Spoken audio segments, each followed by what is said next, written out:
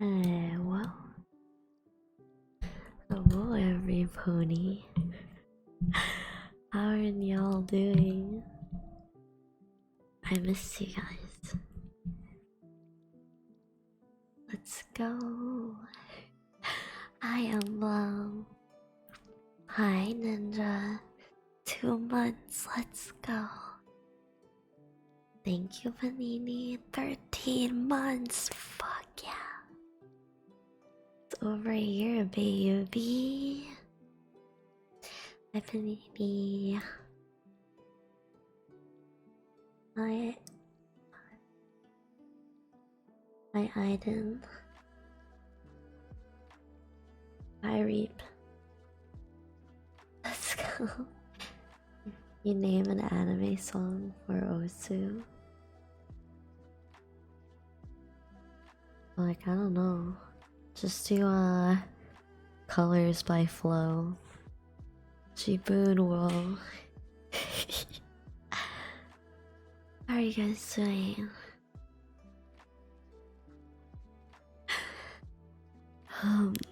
So it's Tuesday. Hence the ASMR. Sorry that I didn't ASMR last week. I was taking a break, I guess.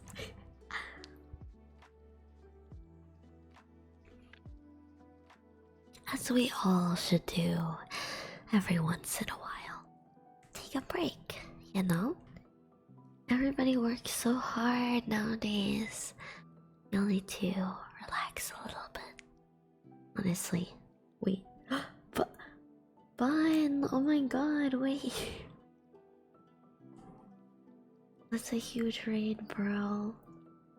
Thank you so much. Hi, welcome in everybody. My name is Strawberry. And I'm normally a succubus.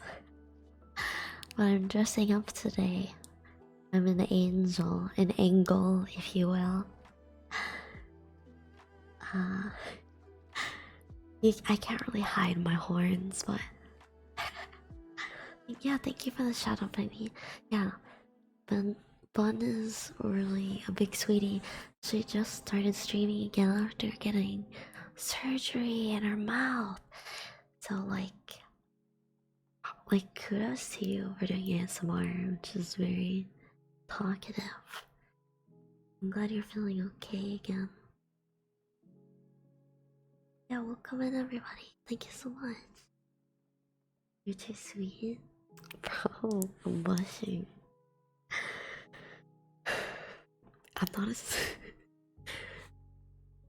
I just, you know, I read the Twitter. I stay with the times. Like, yeah. Wait, I turned off notifications. Why is it doing that? Thank you for the gift sub to Vaughn. Very sweet. I swear I turned them off. I'll go back on Streamlabs.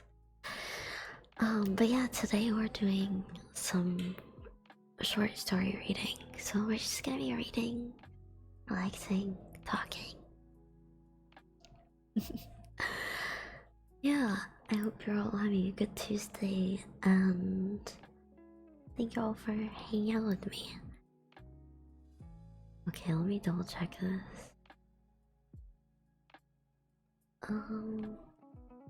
Yeah, thank you for following. Oh, my button, little tinkle. Oh, there's some interesting names. Raven, Darkness. Yeah, so Discord. Thank you. Thanks, Al. Al was a good little helper. What am I checking? Subscriptions. Oh, I don't have the gift sub one is separate. Okay.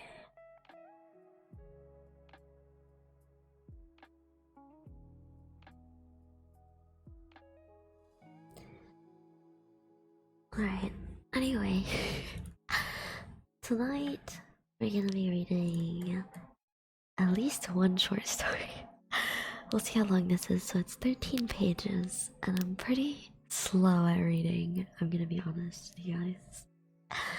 So yeah, we're gonna read at least one, if not two short stories. And the first one that we're gonna read is called The Elephant Vanishes by Haruki Murakami. It's originally written in Japanese, but it's translated to English. Be careful, Daddy BT. Look at the story patch, everybody. Captain Long Pickle, oh my goodness. These are names. Okay. Alright. I'm now gonna start, so I'm gonna start interacting with chat less. Love you guys though. Mwah. I gotta get in the reading zone. Okay.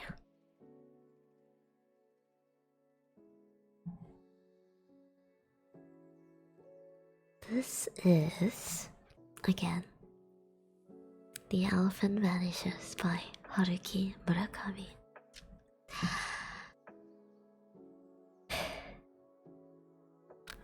When the elephant disappeared from our town's elephant house, I read about it in the newspaper. My alarm clock woke me up that day. As always, at 6:13. Hi, Tiger. She just jumped in my lap. I went to the kitchen, made coffee and toast, turned on the radio, spread the paper out on the kitchen table, and proceeded to munch and read. I am one of those people who read the paper from beginning to end in order. So it took me a while to get to the article about the vanishing elephant.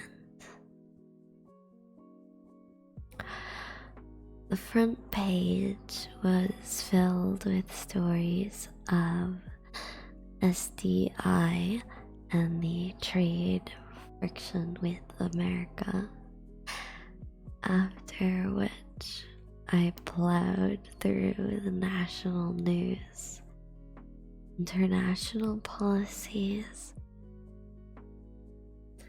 economics, letters to the editor, book reviews, real estate ads, sports reports, and finally, the regional news. The elephant article was the lead story in the regional section. The unusually large headline caught my eye. Elephant missing in Tokyo suburb.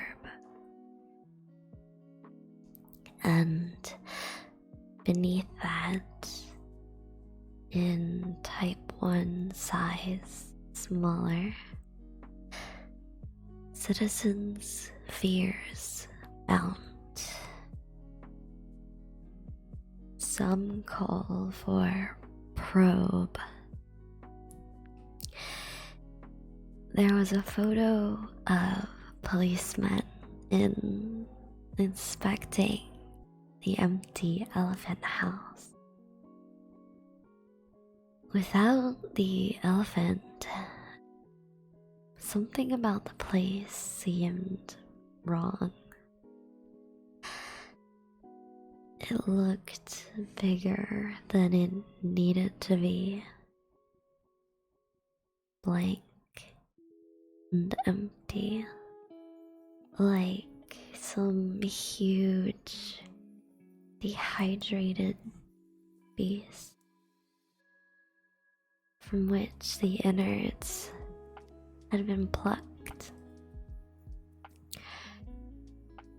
Brushing away my toast crumbs, I studied every line of the article.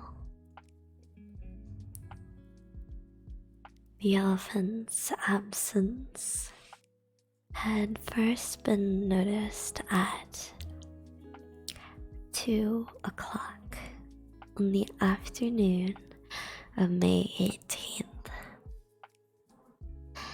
The day before,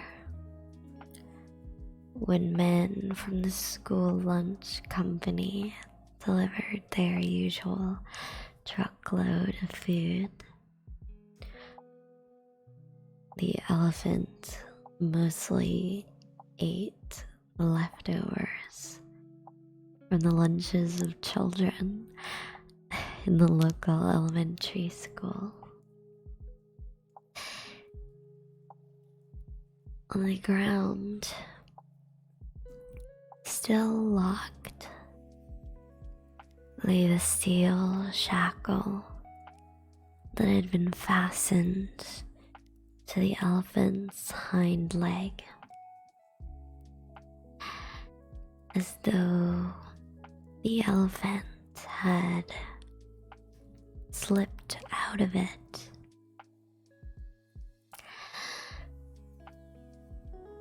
Nor was the elephant the only one missing.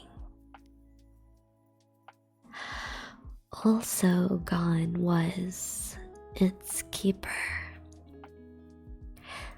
the man who had been in charge of the elephant's care and feeding from the start. According to the article, the elephant and keeper had last been seen sometime after 5 o'clock the previous day, May 17th, by a few pupils from the elementary school who were visiting the elephant house, making crayon sketches. These pupils must have been the last to see the elephant, said the paper, since the keeper always closed the gates to the elephant enclosure when the 6 o'clock siren blew.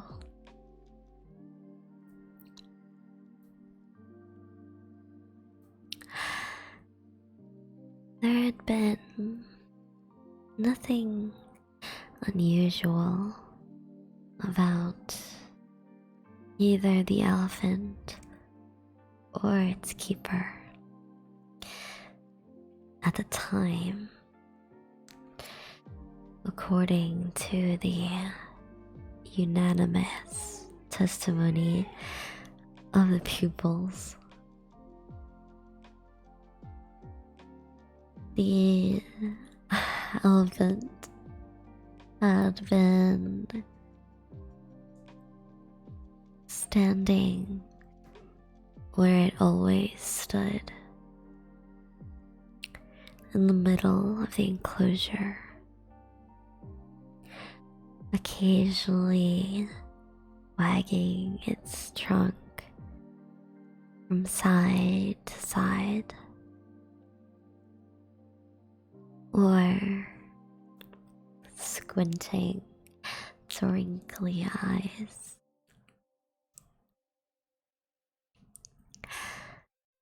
It was such an awfully old elephant that its every move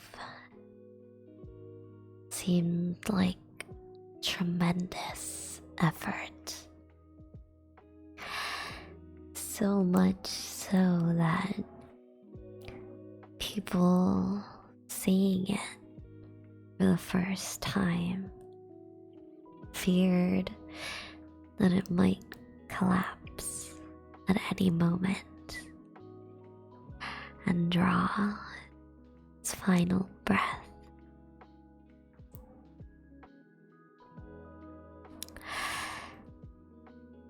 The elephant's age had led to its adoption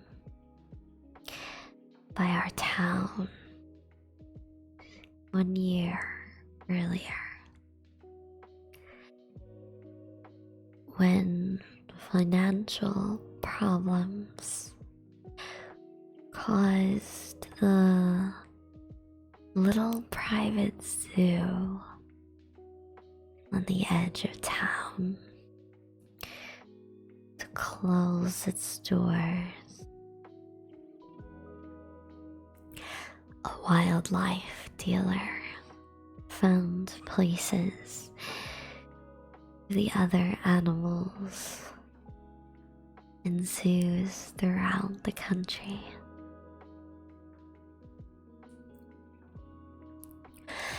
But all the zoos had plenty of elephants. Apparently,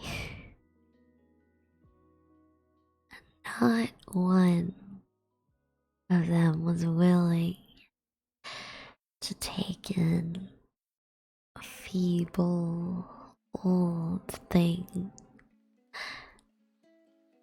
that looked like it might die of a heart attack at any moment.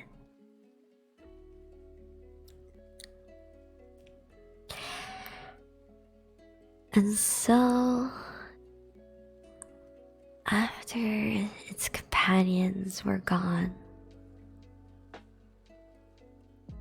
the elephant stayed alone in the decaying zoo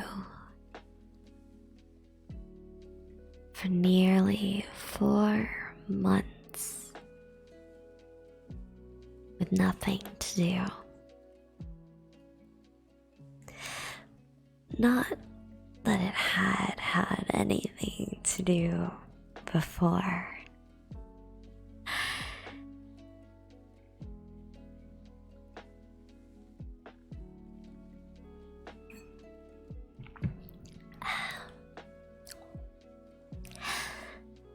This had caused a lot of difficulty, both for the zoo and for the town. The zoo had sold its land to a developer who was planning to put up a high-rise condo building, and the town had already issued him a permit.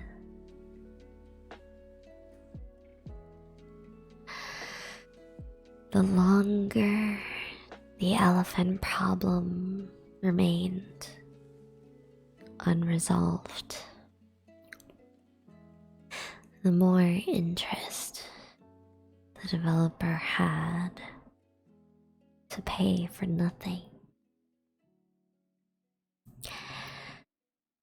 Still, simply killing the thing would have been out of the question.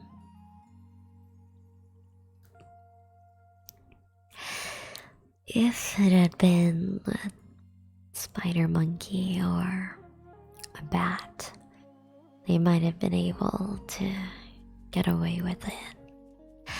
But the killing of an elephant would have been too hard to cover up. And if it ever came out afterward,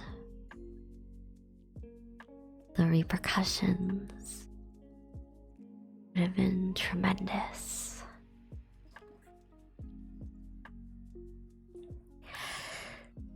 And so,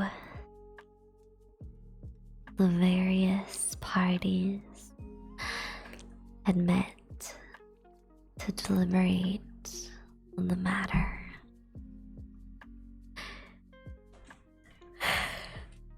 There's a wiggling cat in my lap. And they formulated an agreement on the disposition of the old elephant. Number one, the town would take ownership of the elephant at no cost. Number two, the developer would, without compensation, provide land for housing the elephant. Number three, the zoo's former owners would be responsible for paying the keeper's wages.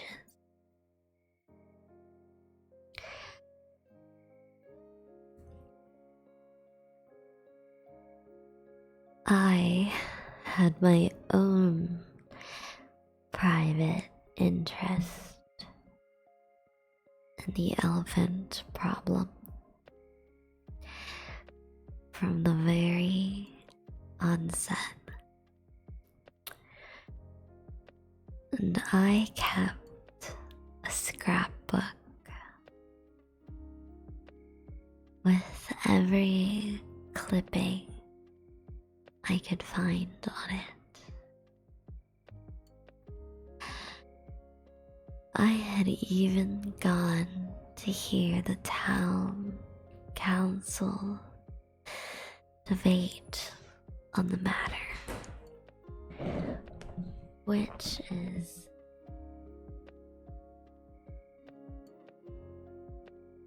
why I'm able to give such a full and accurate account of the course of events.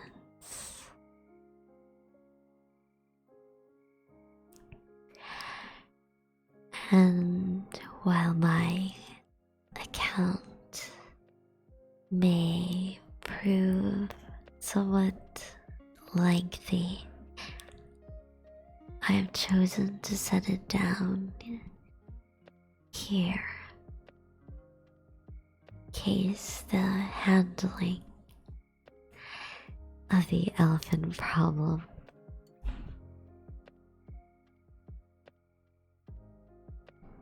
should bear directly upon the elephant's disappearance.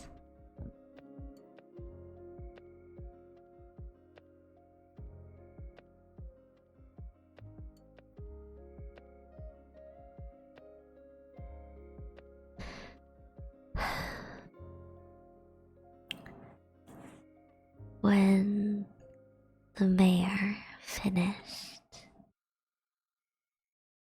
negotiating the agreement with its provision that the town would take charge of the elephant, a movement opposing the measure boiled up from within the ranks of the opposition party.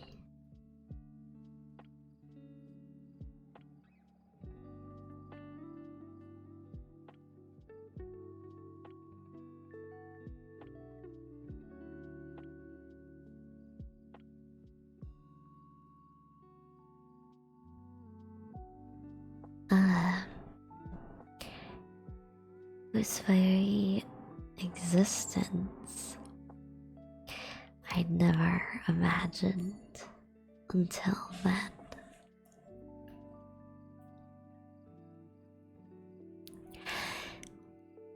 Why must the town take ownership of the elephant? They demanded of the mayor. They raised the following points. Sorry for all these lists, but I use them to make things easier to understand.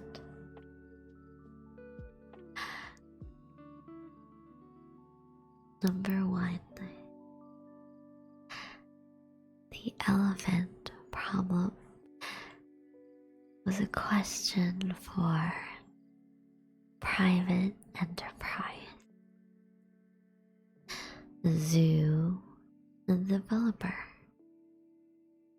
There was no reason for the town to become involved. Sora. Number 2. Care and feeding costs would be too high. Hi, Roma. Number 3. What did the mayor intend to do about the security problem? Number 4. What merit would there be in the town's having its own elephant?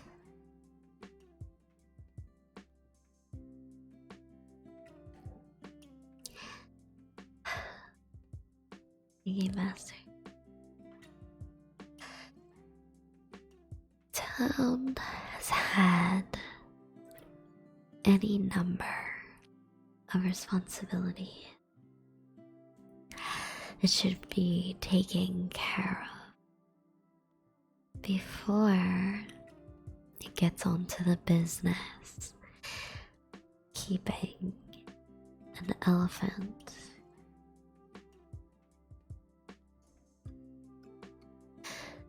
Sewer repair, the purchase of a new fire engine, etc., etc.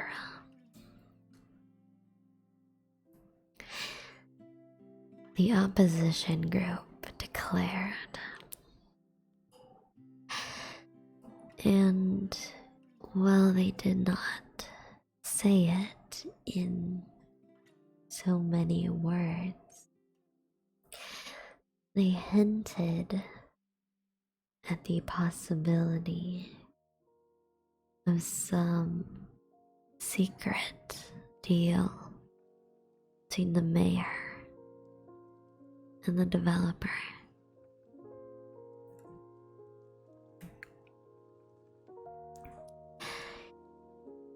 In response,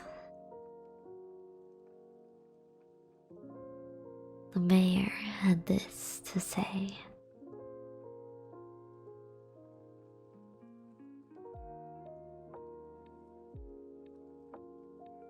If the town permitted the construction of high-rise condos,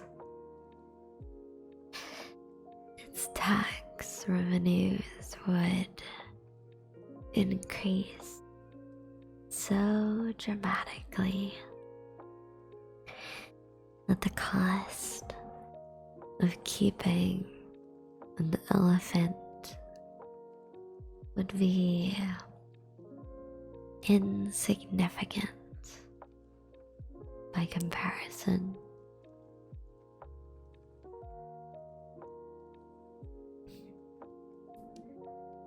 Thus, it made sense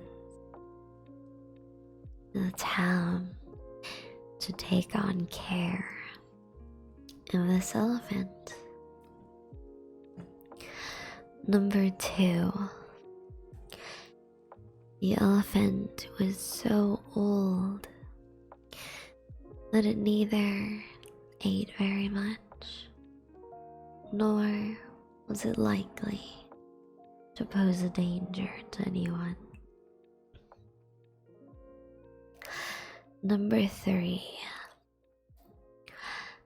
when the elephant died, the town would take full possession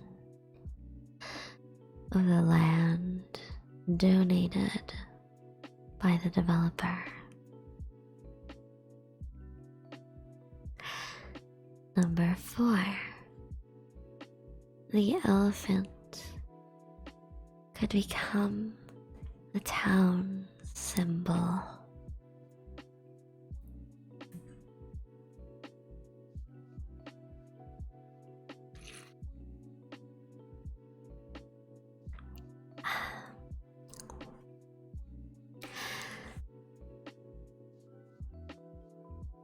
The long debate reached the conclusion that the town would take charge of the elephant after all. As an old, well-established residential suburb, the town boasted a relatively affluent citizenry, and its financial footing was sound. The adoption of a homeless elephant was a move that people could look upon favorably.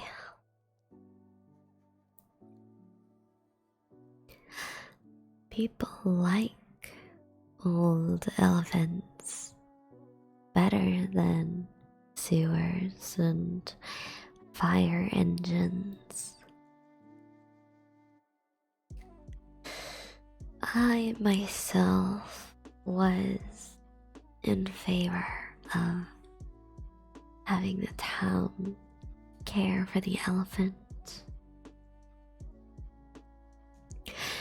True, I was getting sick of the high-rise condos,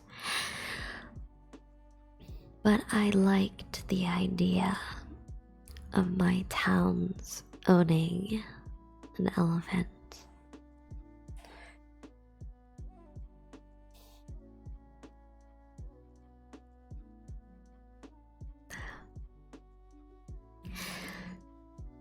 A wooded area was cleared, and the elementary school's aging gym was moved there as an elephant house. The man who served as the elephant's keeper for many years would come to live in the house with the elephant. The children's lunch scraps would serve the elephant's food.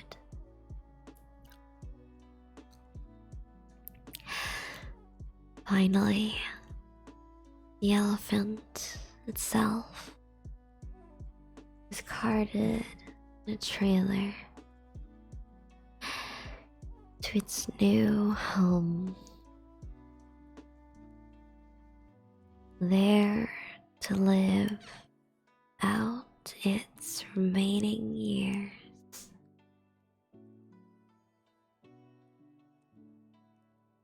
I joined the crowd at the Elephant House dedication ceremony.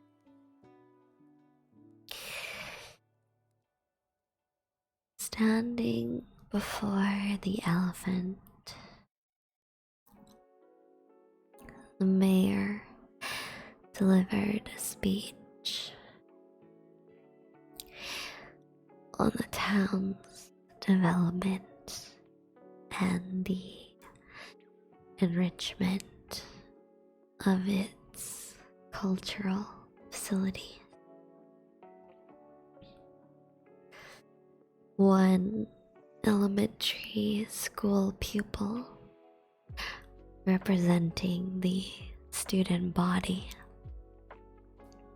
stood up to read a composition. Please live a long and healthy life, Mr. Elephant.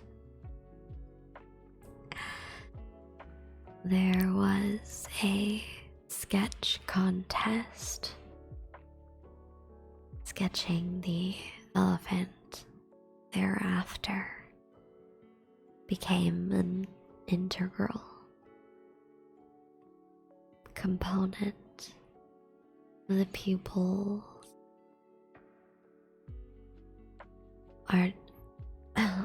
artistic education.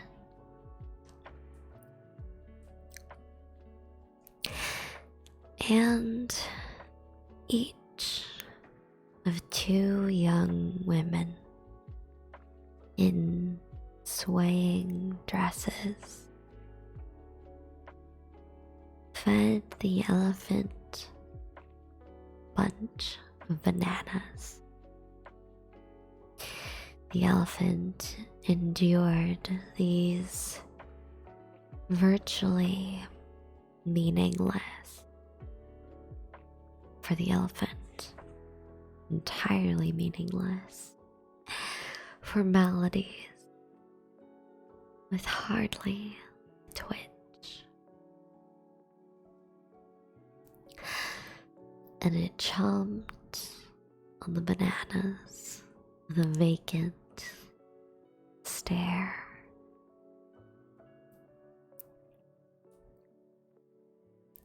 When it finished eating the bananas, everyone applauded. And then everyone clapped. On its right leg, the elephant wore a solid, heavy-looking steel cuff, from which there stretched a thick chain, perhaps 30 feet long, and this, in turn, was securely fastened to a concrete slab. Anyone could see what a sturdy anchor held the beast in place. The elephant could have struggled with all its might for 100 years and never broken the thing. Hi, Owl.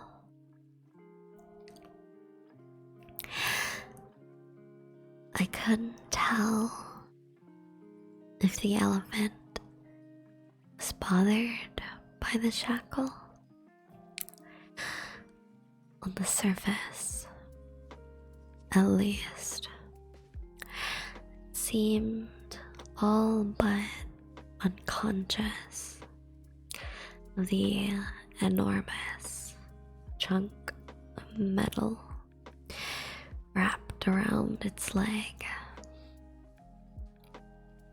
It kept its blank gaze fixed in some intermediate point in space. Its ears and a few white hairs on its body waving gently in the breeze. The elephant's keeper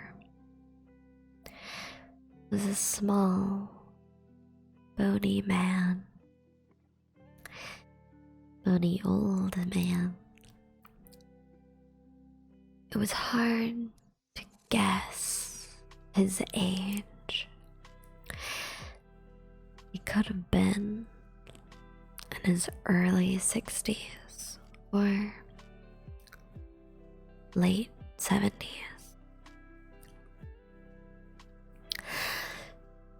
He was one of those people whose appearance is no longer influenced by their age after they pass a certain point in their life.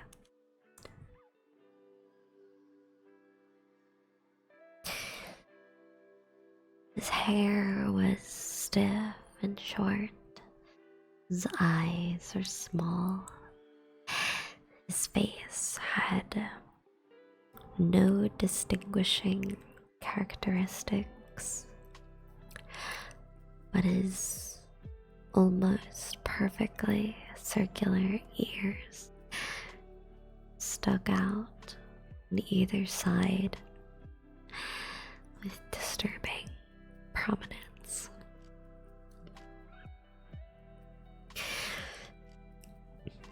He was not an unfriendly man.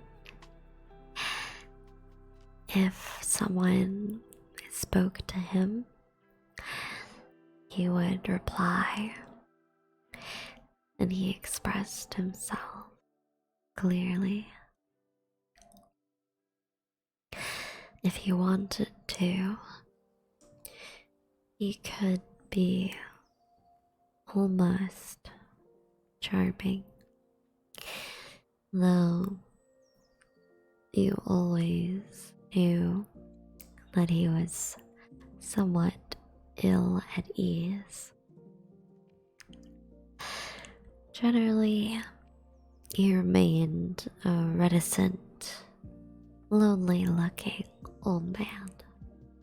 He seemed to like the children who visited the elephant house,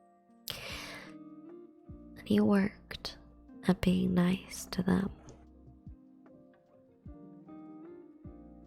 But the children never really warmed to him. For the hydrating.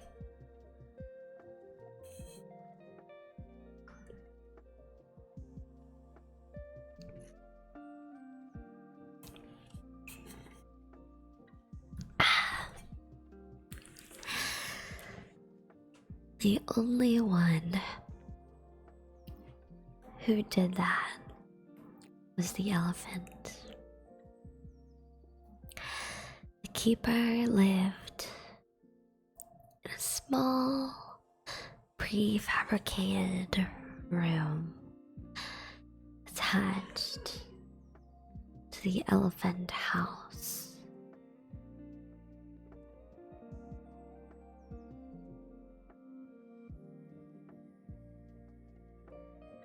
And all day long, he stayed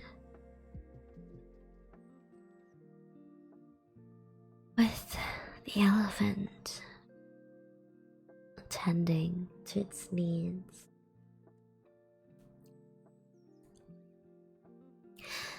They had been together for more than 10 years.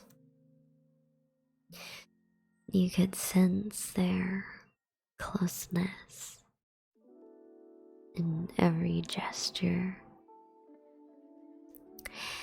and look. Whenever the elephant was standing there blankly and the keeper wanted it to move, all he had to do was stand next to the elephant, tap it on his front leg, and whisper something in its ear. Then, swaying its huge bulk, the elephant would go exactly where the keeper had indicated. Take up its new position and continue staring at a point in space.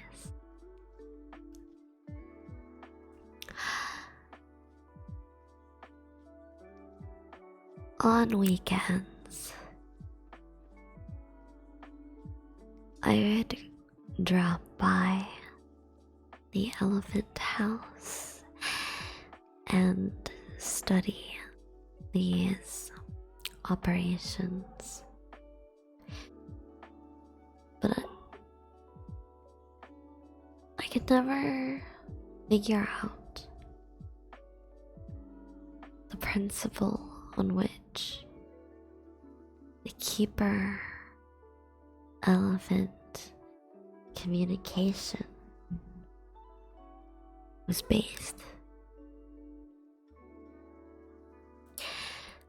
Maybe the elephant understood a few simple words. It had certainly been living long enough. Or perhaps it received its information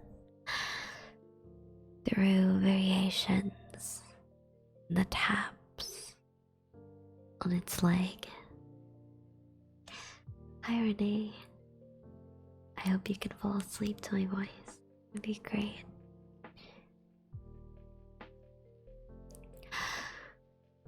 Or possibly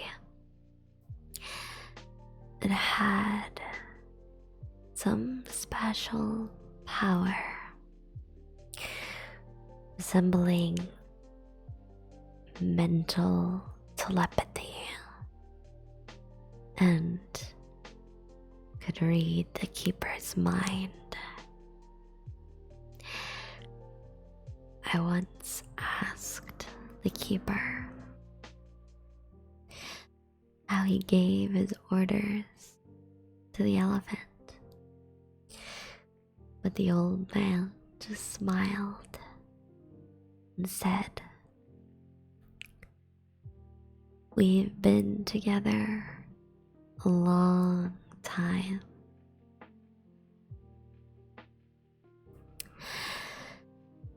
And so a year went by. Then, without warning, the elephant vanished. One day it was there, and the next it had ceased to be.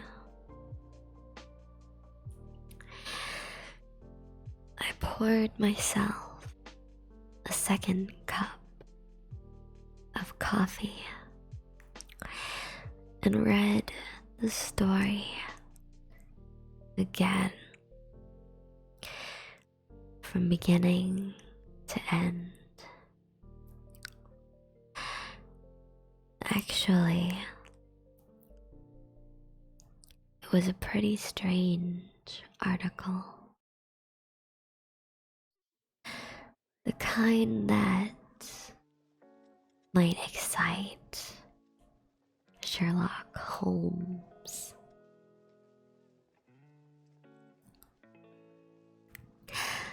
"Look at this, Watson," he'd say,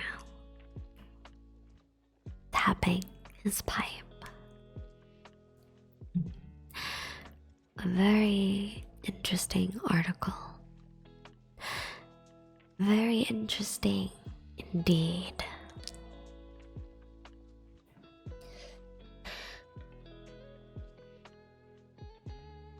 What gave the article its air of strangeness was the obvious confusion and bewilderment of the reporter. And this confusion and bewilderment clearly came from the absurdity of the situation itself.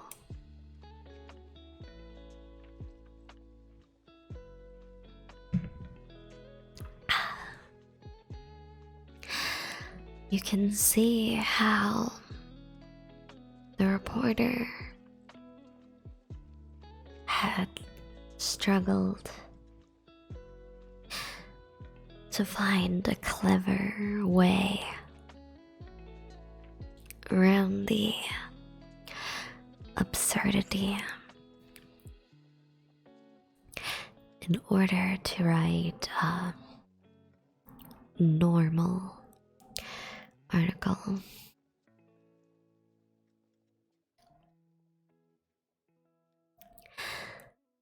But the struggle had only driven his confusion and bewilderment to a hopeless extreme.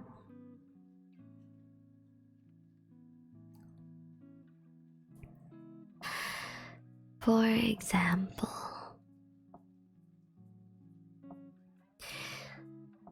the article used such an expression,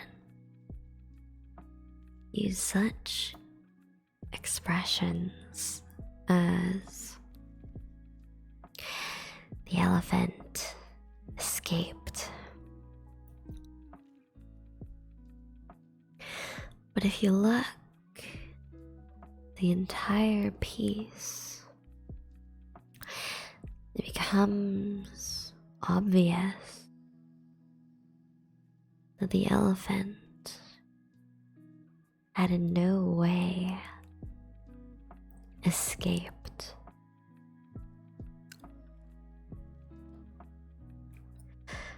It had vanished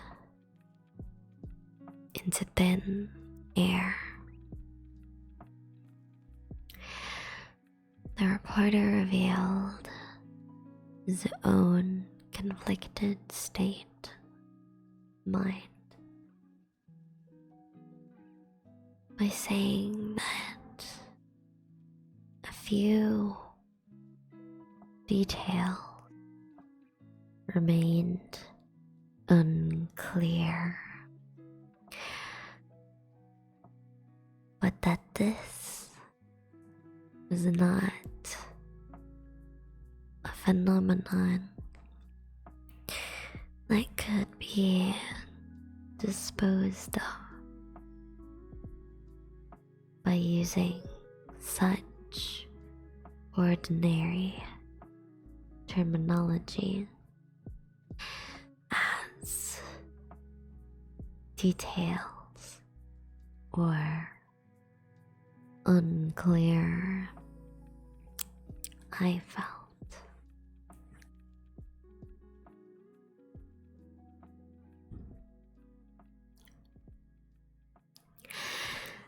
first, there was the problem of the steel cuff that had been fastened to the elephant's leg. This had been found still locked. The most reasonable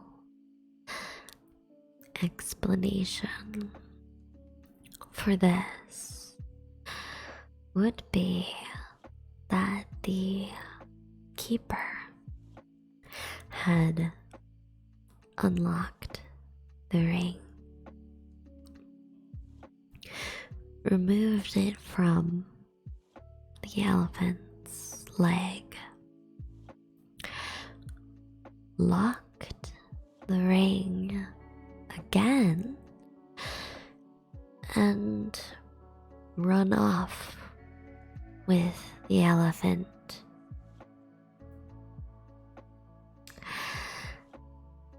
A hypothesis to which paper clung with desperate tenacity, despite the fact the keeper had no key. Only 2 keys existed, and they, for security's sake, were kept in locked safes, one in police headquarters and the other in the firehouse, both beyond the reach of the keeper or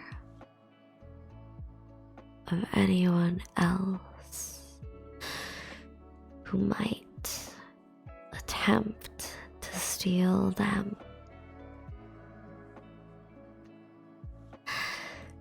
And even if someone had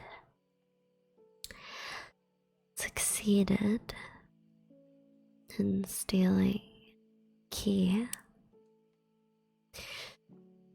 there was no need whatsoever for that person to make a point of returning the key after using it. Yet the following morning, both keys were found in their respective safes at the police and fire station, which brings us to the conclusion that the elephant pulled its leg out of that solid steel ring without the aid of a key. An absolute impossibility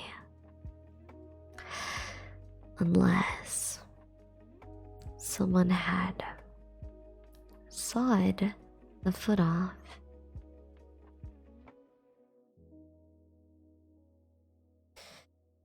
The second problem was the route of escape. The elephant house and grounds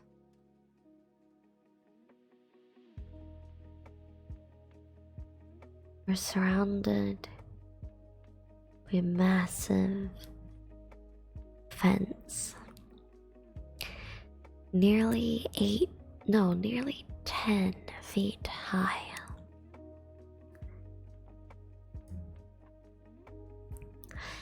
The question of security had been hotly debated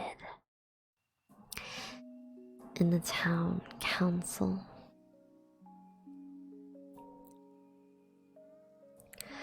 And the town had settled upon a system that might be considered somewhat excessive for keeping one old elephant.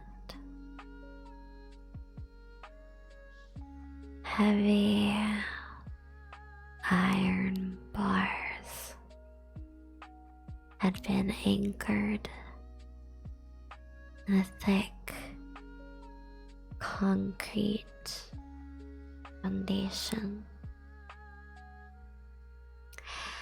The cost of the fence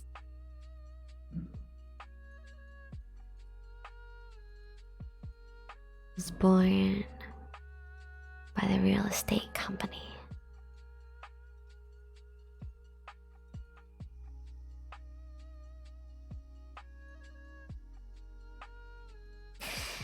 There was only one single entrance, which was found locked from the inside. There was no way the elephant could have escaped from this fortress-like enclosure.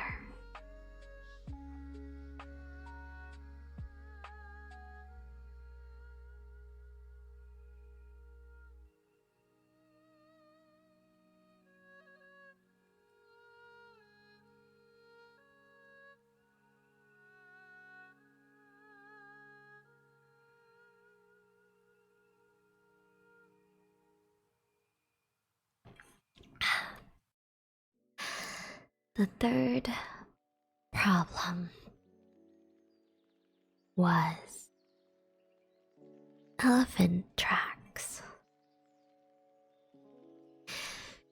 Directly behind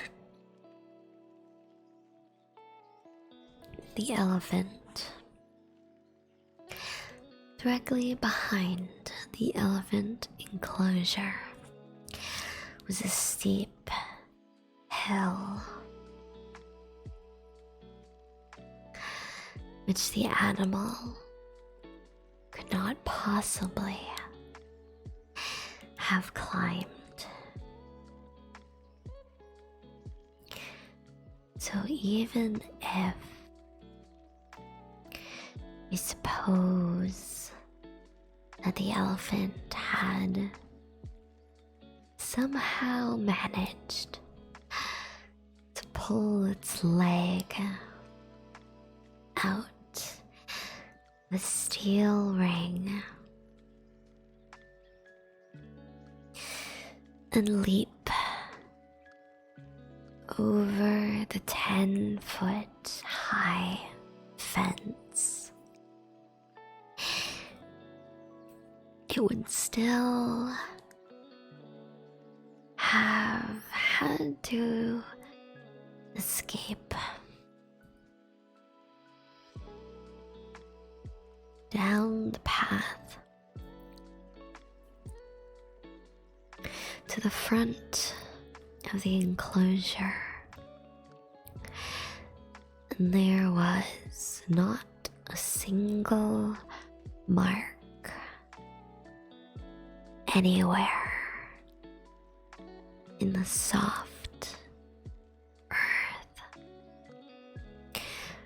of that path that could be seen as an elephant's footprint.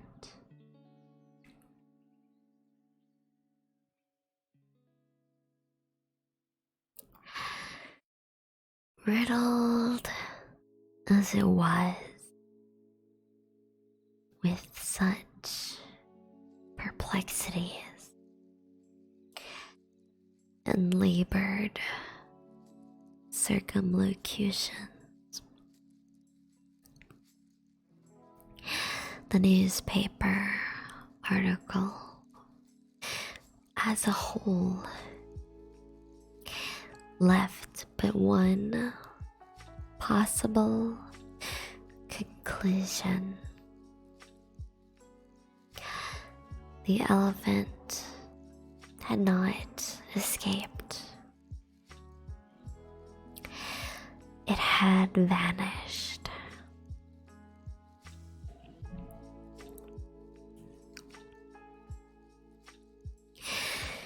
Needless to say, however, neither the newspaper nor the police nor the mayor was willing to admit, openly at least, that the elephant had vanished. Police were continuing to investigate.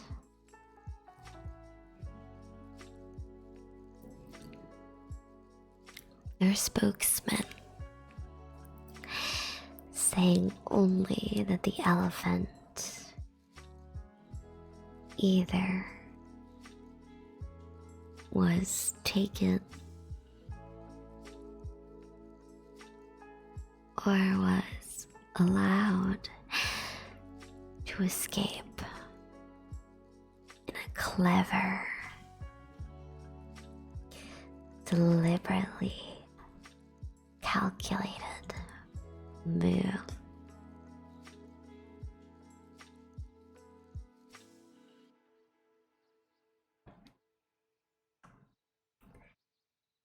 Because of the difficulty involved in hiding an elephant,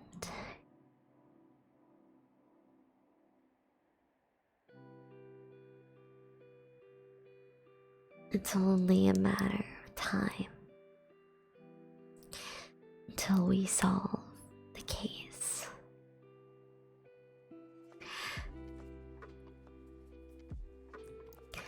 To this optimistic assessment. He added that they were planning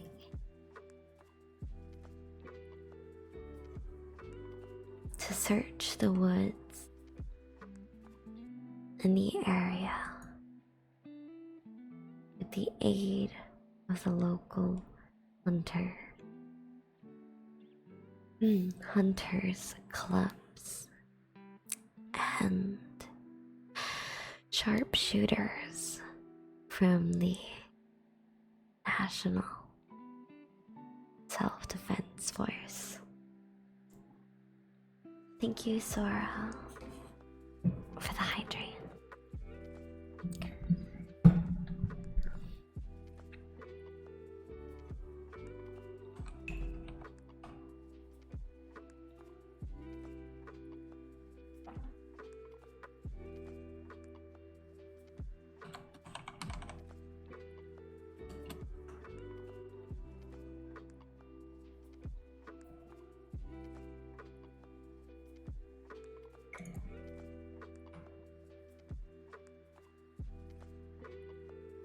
Okay, guys.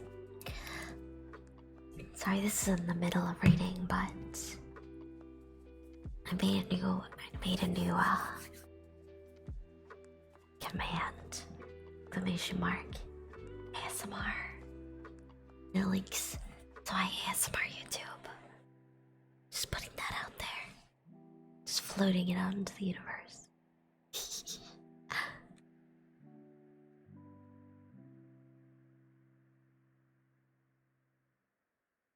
In case you like what you see.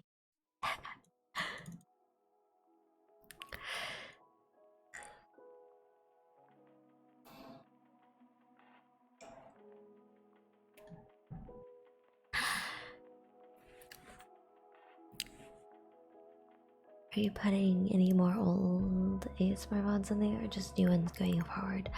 I have one more old one.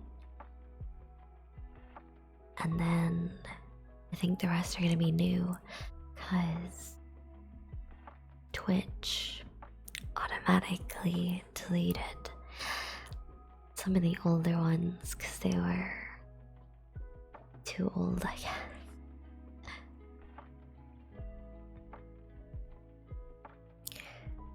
So I think there's one more. I forgot which one it is.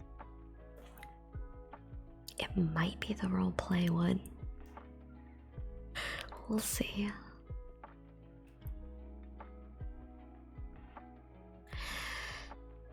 The mayor had held a news conference in which he apologized for the inadequacy of the town's police resources. At the same time, he declared, "Our elephant security system is no way inferior." Good night, Sora. Mayasumi. Mwah. Tsukisurim.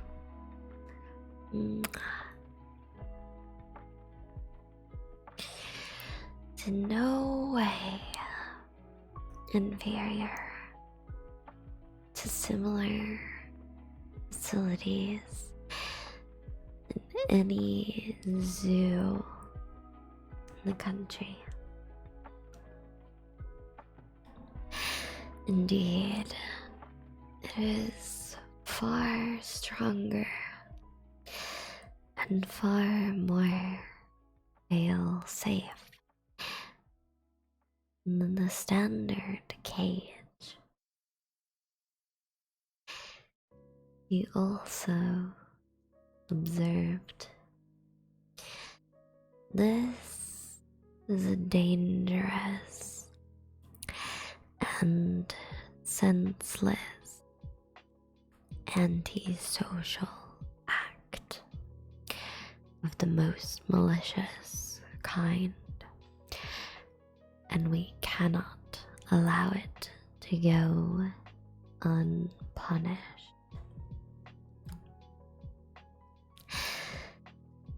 As they had the year before, the opposition party members of the town council made accusations.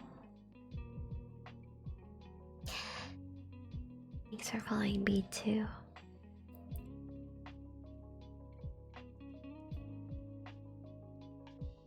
We intend to look into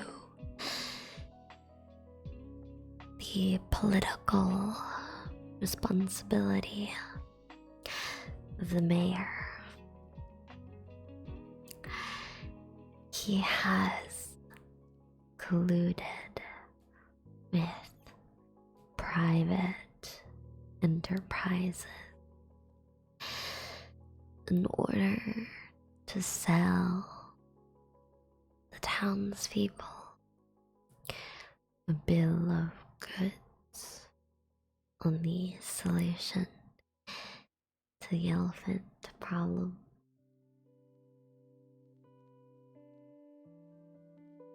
I'll make a kiss redeem soon, maybe.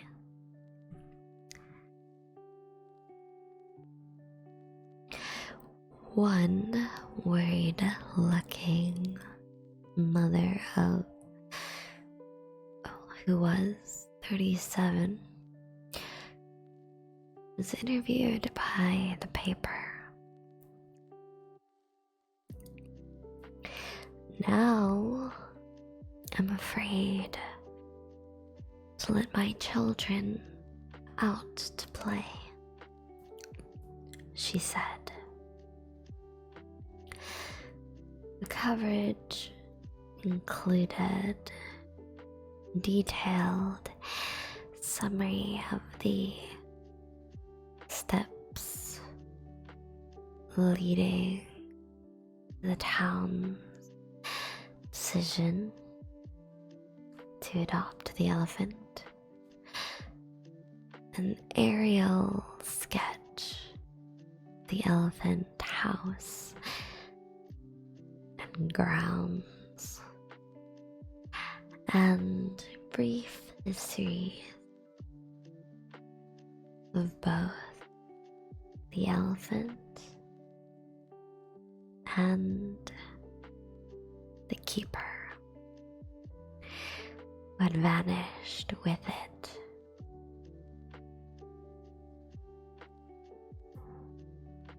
The man, Noboru Watanabe, 63,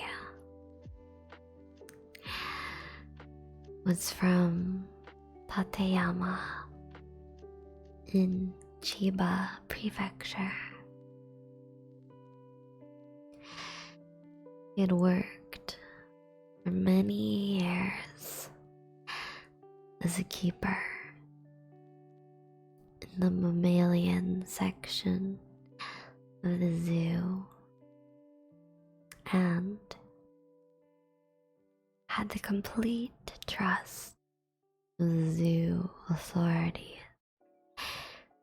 both for his abundant knowledge of these animals and for his warm, sincere personality.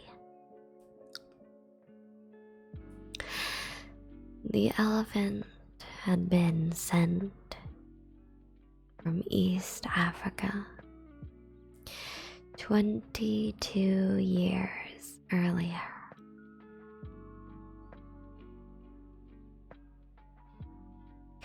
But little was known about its exact age or personality. The report concluded with a request from the police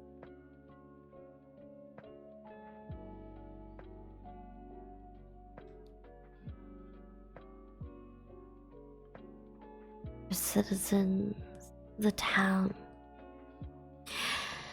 to come forward with any information. I'm so small now. Small baby. Any information that could help.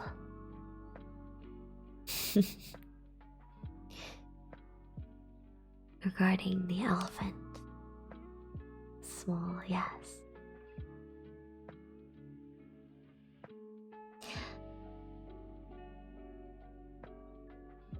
I thought about this request for a while as I drank my second cup of coffee.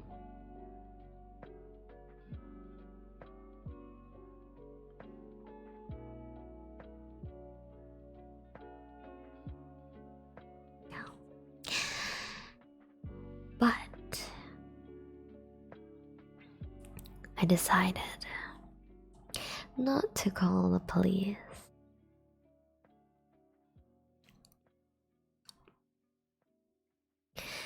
Both because I prefer not to come into contact with them if I could help it.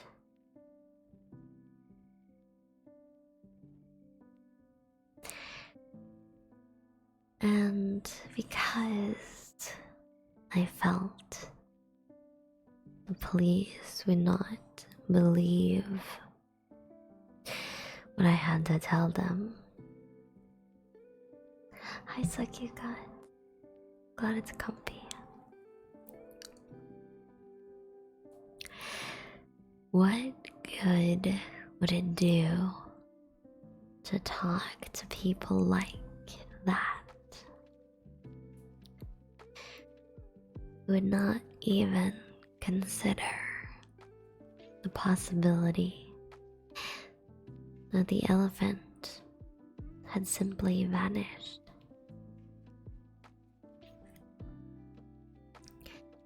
I took my scrapbook down from the shelf, cut out the elephant article, and pasted it in.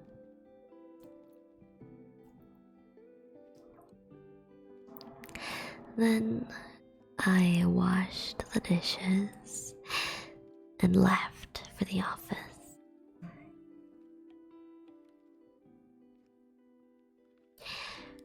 I watched the search on the 7 o'clock news.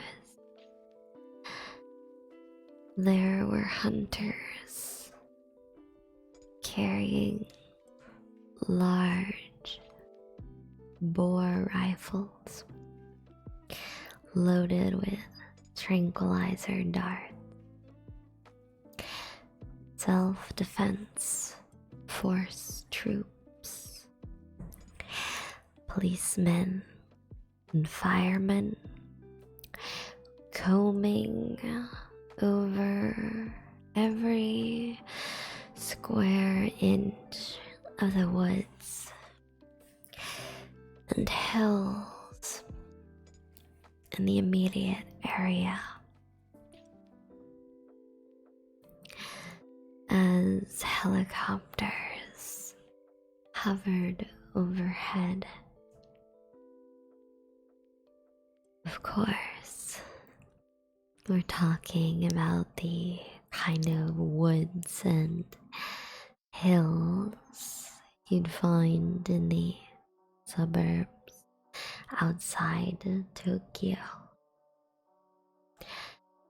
So they didn't have an enormous area to cover.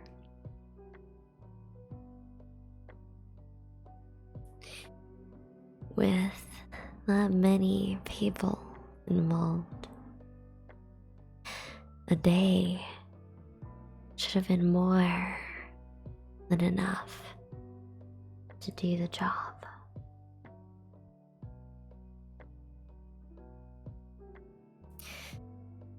They weren't searching for some tiny homicidal maniac. They were after a huge African elephant. There was a limit to the number of places a thing like that could hide.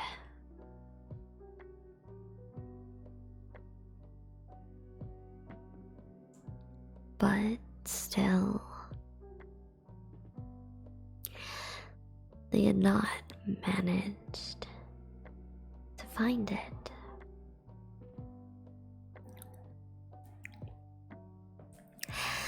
The chief of police appeared on the screen,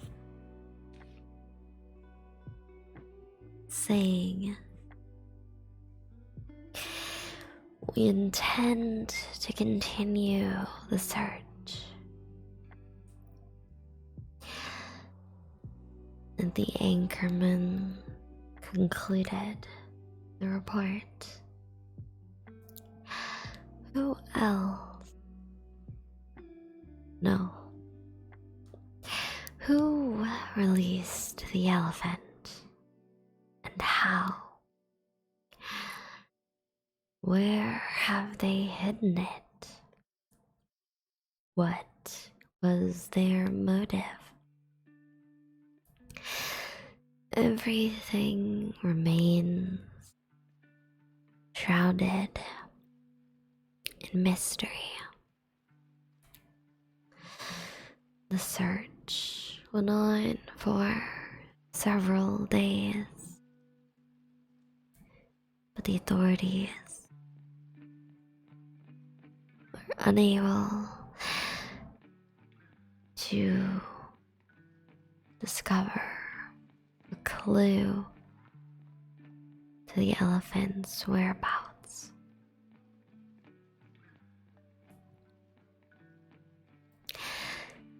I studied the newspaper, reports, and cartoons on the subject. I clipped them all and pasted them in my scrapbook.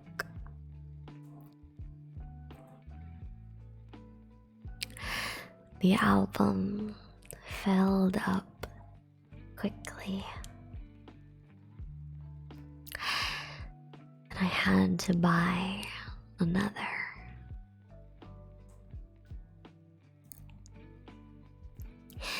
Despite their enormous volume, the clippings contained not one fact of the kind that I was looking for.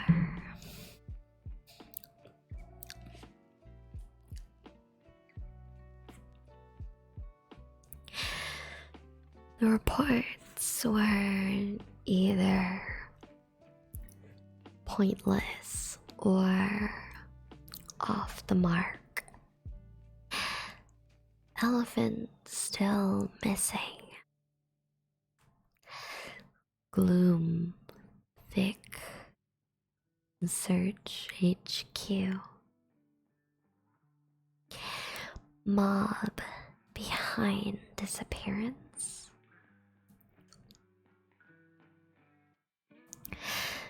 And even articles like this became noticeably scarcer after a week had gone by.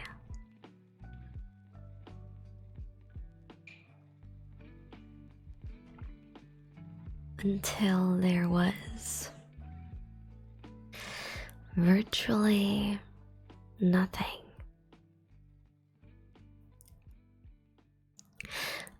a few of the weekly magazine carried sensational stories.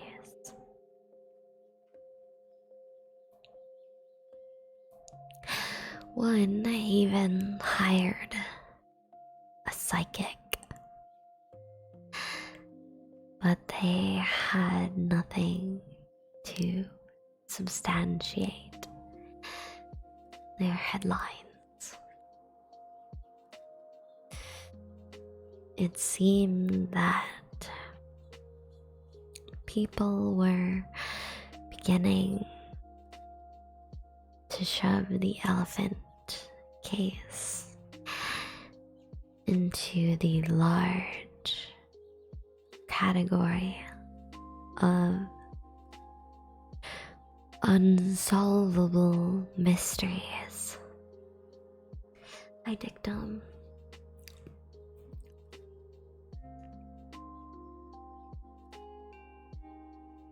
The disappearance of one old elephant had one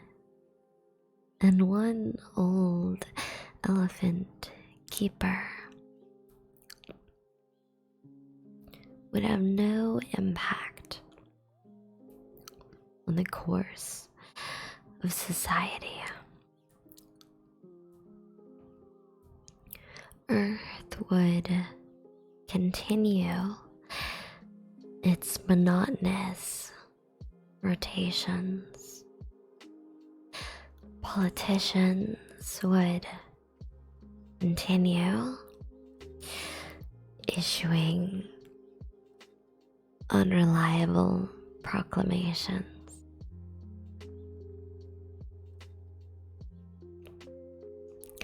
People would continue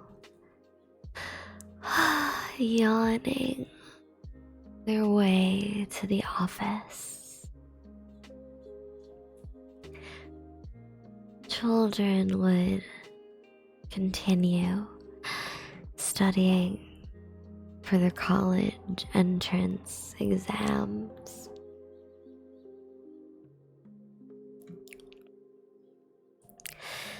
Amid the countless, endless surge and ebb of everyday life, interest in a missing elephant could not last forever.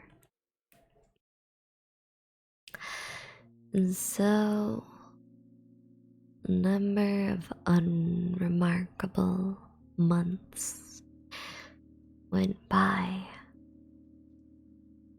A tired army marching past the window.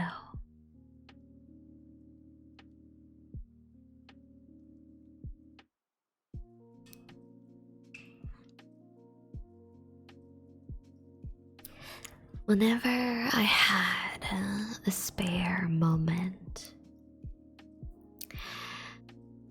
I would visit the house where the elephant no longer lived. A thick chain had been wrapped round the bars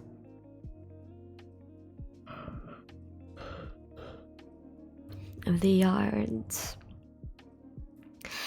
iron gate to keep people out.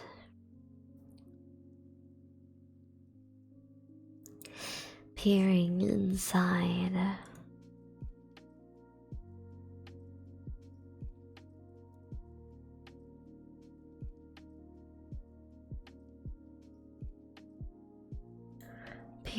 inside, I could see that the elephant house door had also been chained and locked, as though the police were trying to make up for having failed to find the elephant by multiplying the layers of security.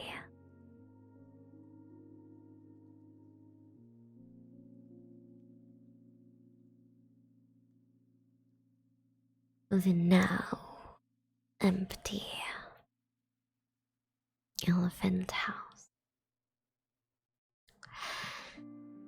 The area was deserted.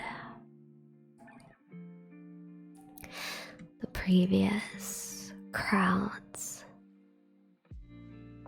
have been replaced by a flock of pigeons resting on the roof.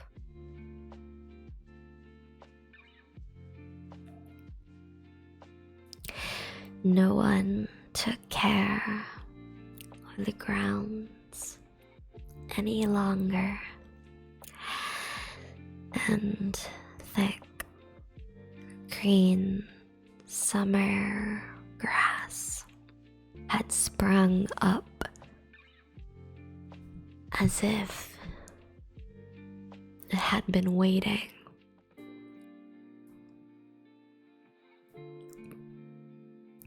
for this opportunity. The chain coiled around the door of the elephant house reminded me of a huge snake set to guard a ruined palace in a thick forest.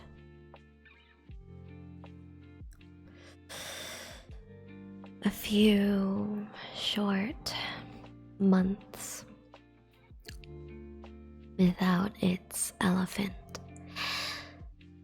had given the place an air of doom and desolation that hung there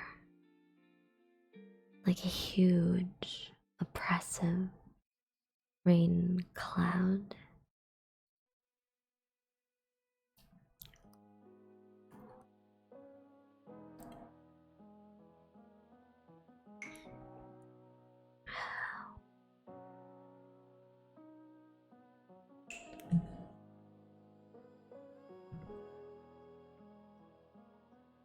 I've only got about 5 more pages.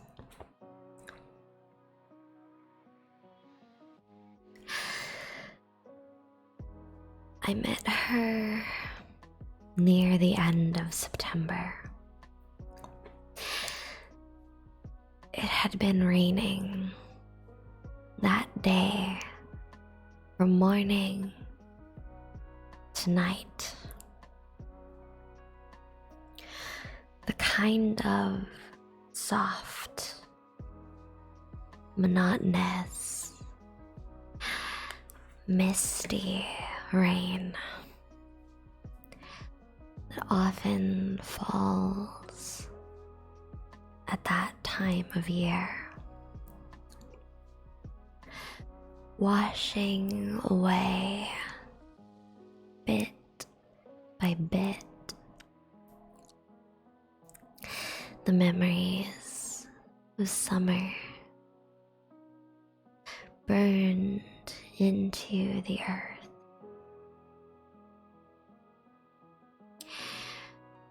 Coursing down the gutters.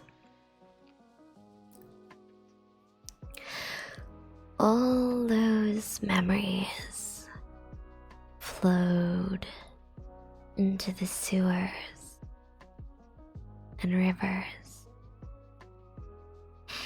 to be carried to the deep, dark ocean.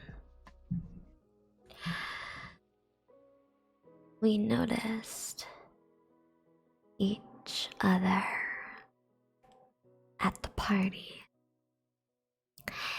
like company through to launch its new advertising campaign.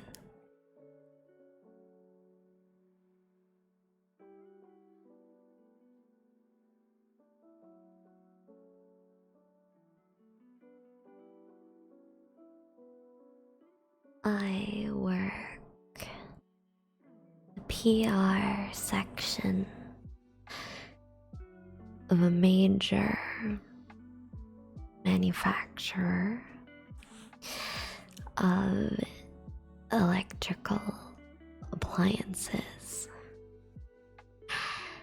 and at the time I was in charge of publicity for a coordinated line of kitchen equipment,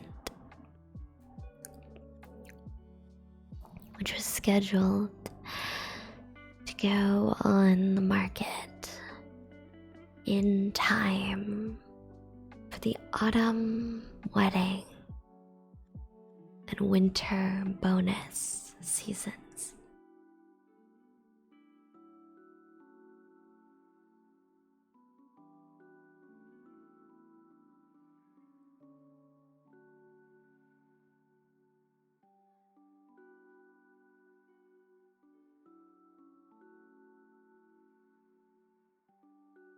My job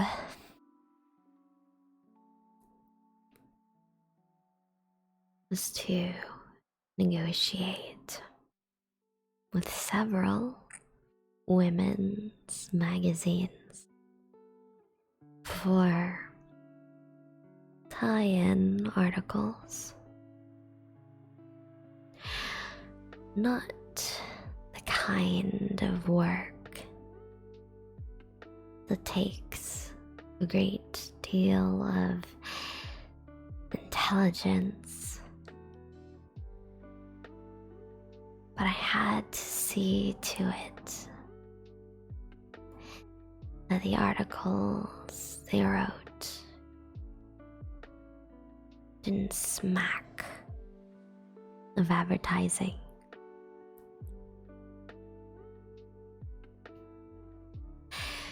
When magazines gave us publicity, we rewarded them by placing ads in their pages. They scratched our backs, we scratched theirs.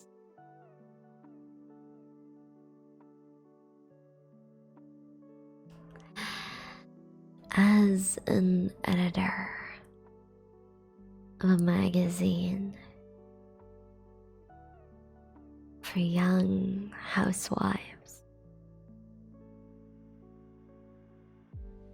she'd come to the party for material for one of those articles.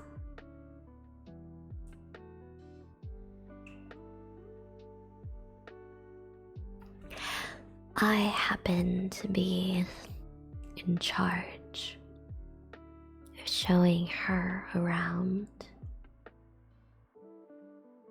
pointing out the features of the colorful refrigerators and coffee makers and microwave ovens and juicers that a famous Italian designer had done for us.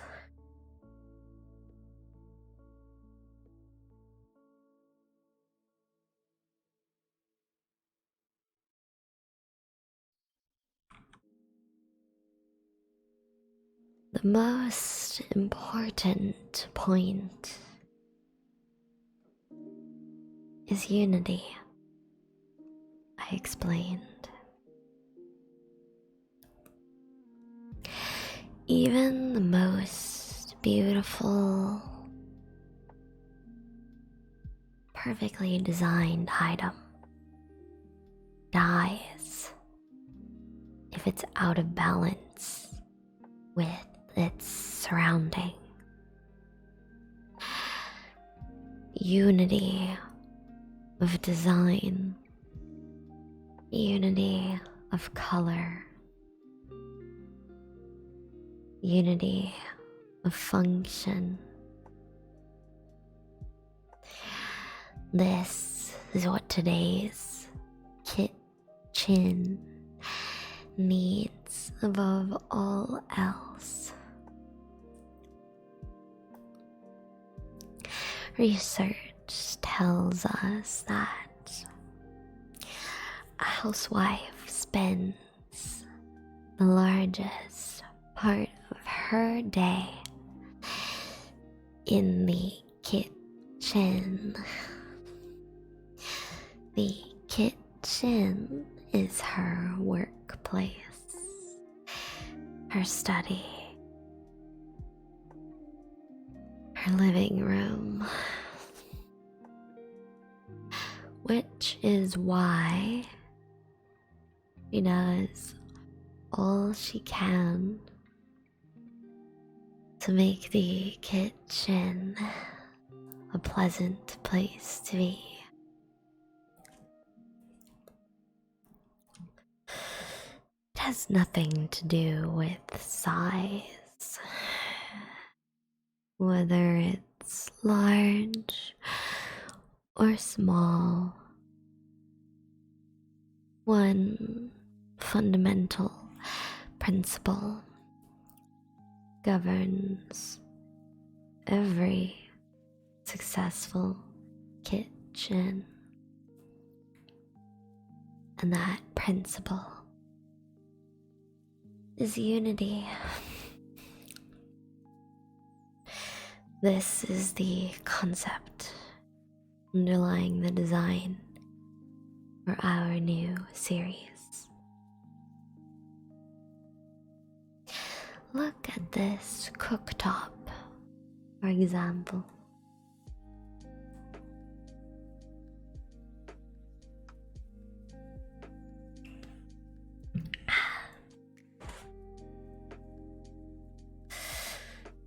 She nodded and scribbled things in a small notebook, but it was obvious she had little interest in the material.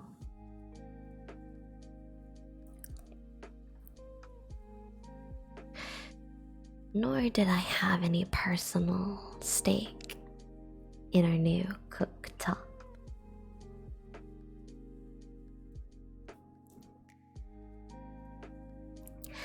Both of us were just doing our jobs.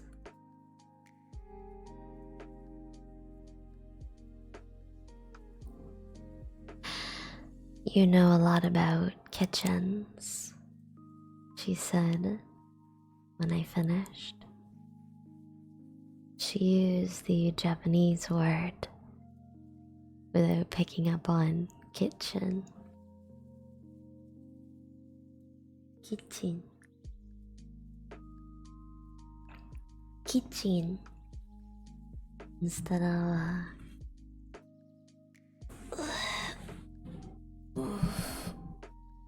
I just had a really nice stretch.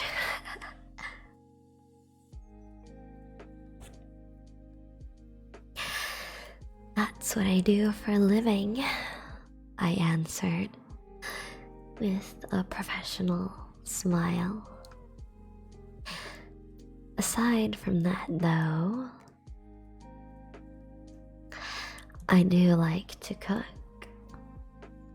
Nothing fancy, but I cook for myself every day. Still, I wonder if the unity is all that necessary for a kitchen. Thank you for the hydrate emblem.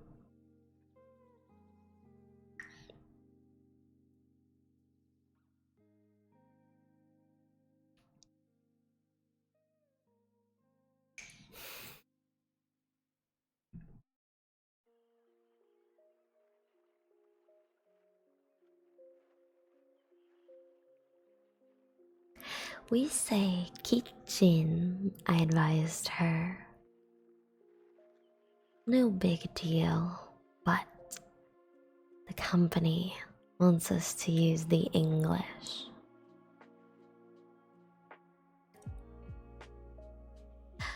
Oh, sorry. But still, I wonder, is unity so important for a kitchen? What do you think?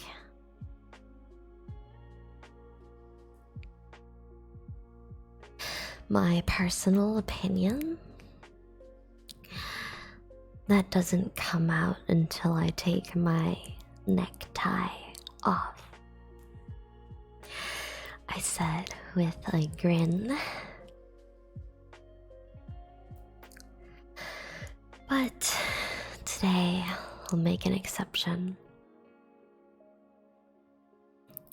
A kitchen probably does need a few things. More than it needs unity.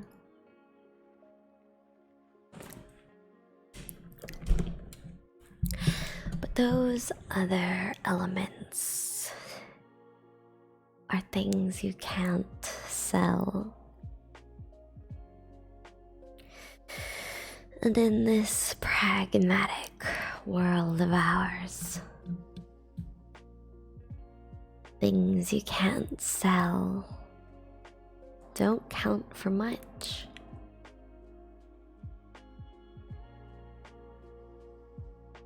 Is this such a pragmatic place?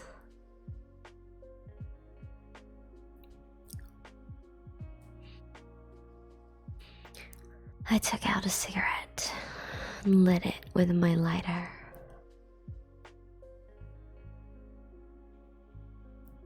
I don't know. The word just popped out. I said. But it explains a lot. Makes work easier too. Can play games with it. Make up neat expressions. Essentially pragmatic, or pragmatic in essence. If you look at things that way, you avoid all kinds of complicated problems.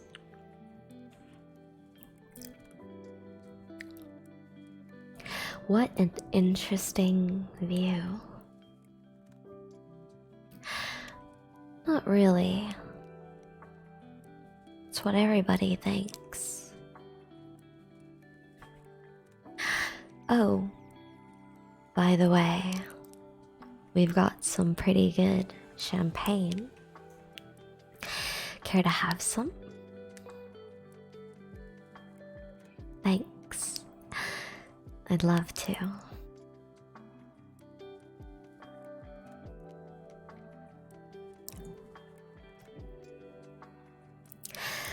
As we chatted over champagne,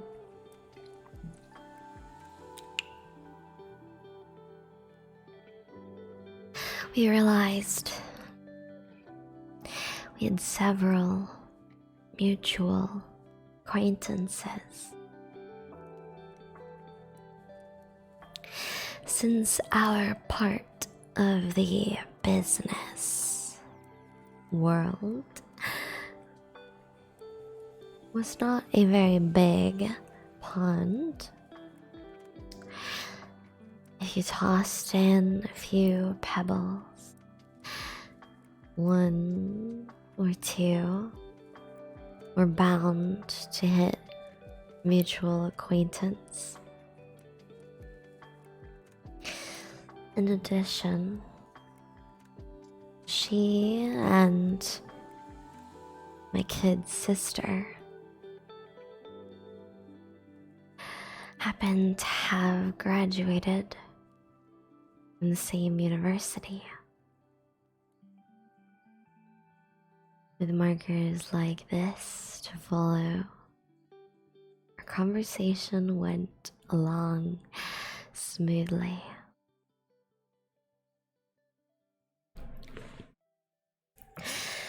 She was unmarried, and so was I.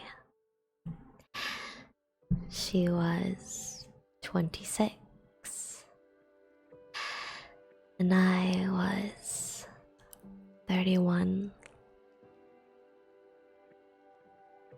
She wore contact lenses, and I wore glasses. Your voice is so relaxing and calm. Thank you. I'm really happy to hear that. Thank you, Jerry.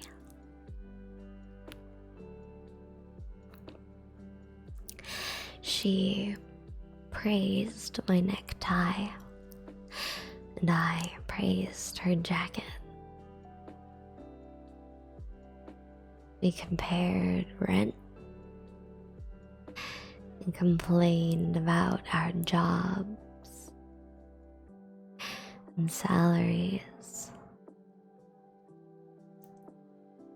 In other words, we were beginning to like each other.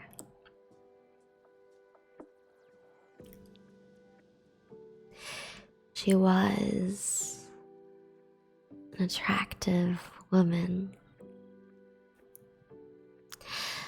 and not at all pushy. I stood there talking with her for a full 20 minutes, unable to discover a single reason not to think well of her. As the party was breaking up, I invited her to join me at the hotel's cocktail lounge, where we settled in to continue our conversation.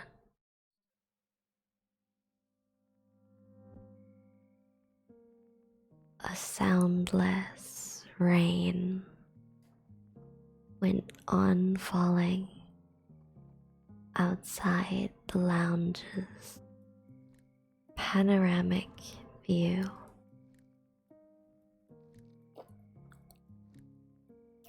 The lights of the city sending blurry messages through the mist. A damp hush held sway over the nearly empty cocktail lounge. She ordered a frozen daiquiri, and I got a scotch on the rocks. Sipping our drinks, we carried on the kind of conversation that a man and a woman have in a bar when they've just met and are beginning to like each other.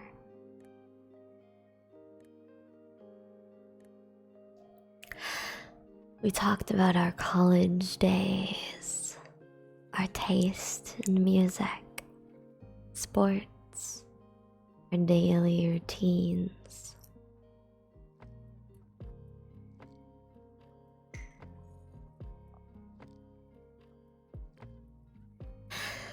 Then I told her about the elephant. Exactly how this happened, I can't recall. Maybe we were talking about something having to do with animals. That was the connection. Or maybe unconsciously, I'd been looking for someone, a good listener, to whom I could present my own unique view on the elephant's disappearance.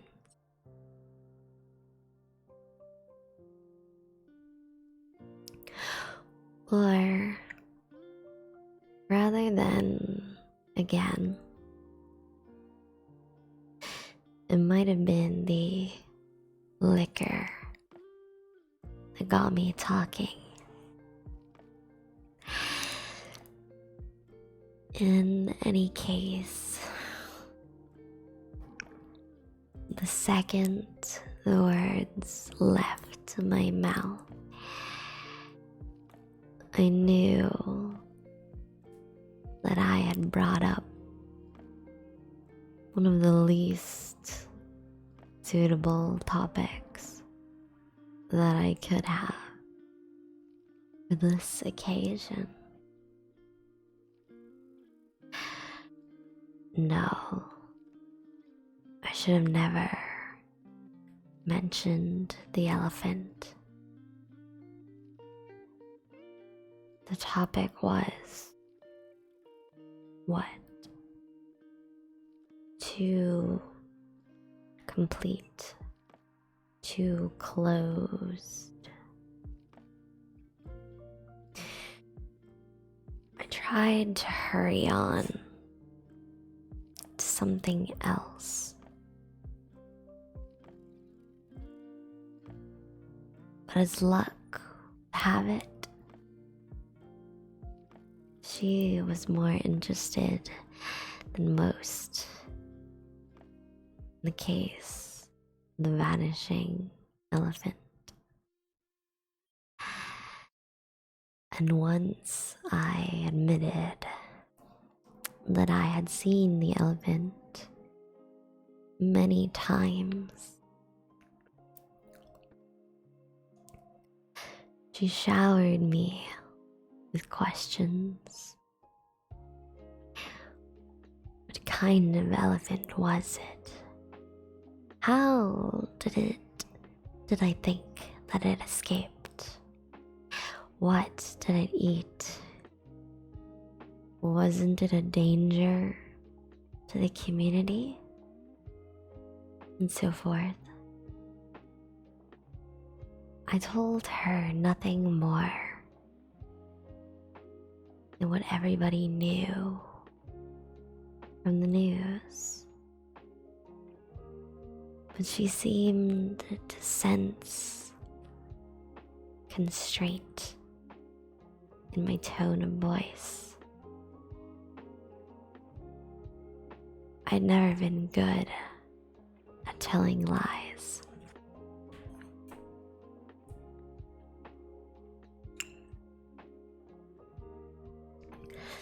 As if she had not noticed anything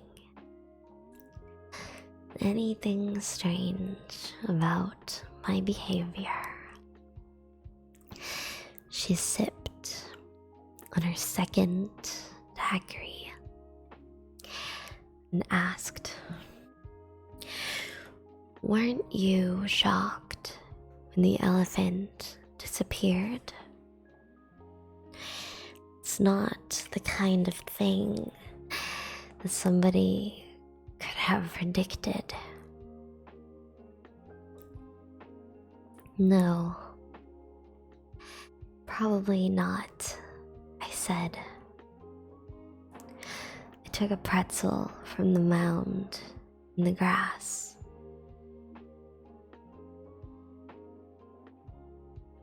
In the mound in the glass dish on our table. Snapped it in two and ate half. The waiter replaced our ashtray with an empty one. She looked at me expectantly. I took out another cigarette and lit it. I had quit smoking 3 years earlier, but had begun again. The elephant disappeared.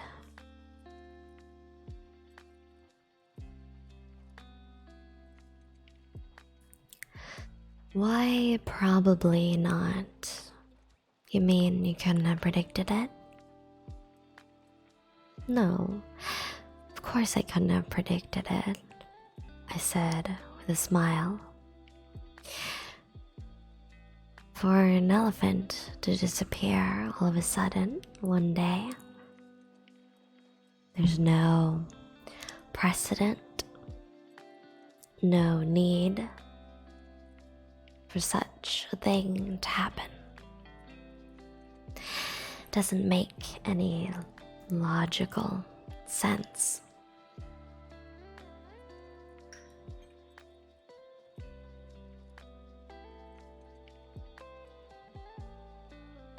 "But still, your answer was very strange. When I said it's not the kind of thing that somebody could have predicted, you said it's probably not. Most people would have said, you're right, or yeah, it's weird, or something. Do you know what I mean?"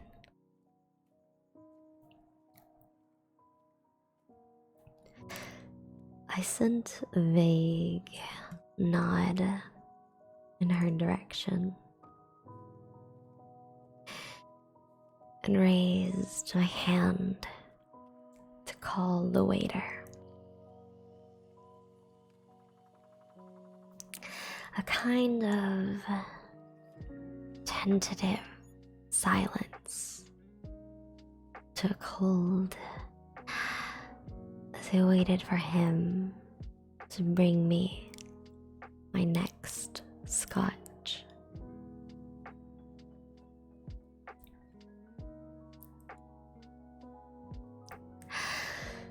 "I'm finding this a little hard to grasp," she said softly. "You were carrying on a perfectly normal conversation with me up until a couple of minutes ago. At least until the subject of the elephant came up.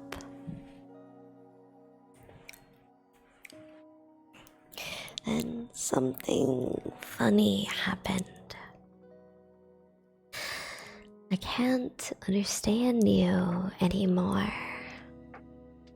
Something's wrong. Is it the elephant? Or are my ears playing tricks on me? There's nothing wrong with your ears, I said. So then it's you. Problems with you. I stuck my finger in my glass and stirred the ice. I like the sound of ice in a whiskey glass. I wouldn't call it a problem exactly. It's not that big of a deal. I'm not thinking anything. I'm just not sure I can talk about it very well. So I'm trying not to say anything at all. But you're right. It's very strange.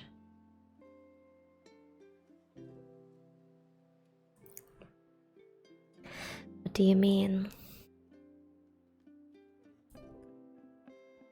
It was no use. I'd have to tell her the story. I took a gulp of whiskey and started.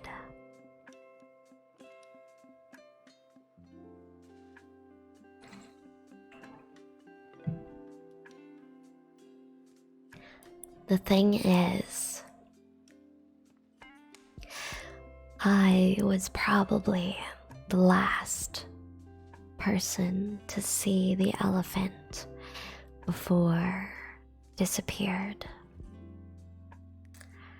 I saw it after 7 o'clock in the evening of May 17th.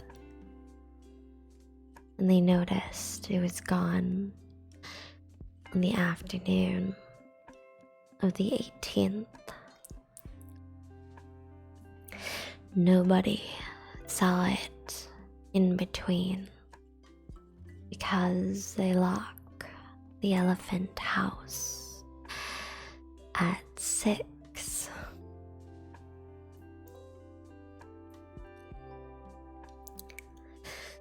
I don't get it. If they close the house at 6, how did you see it after 7?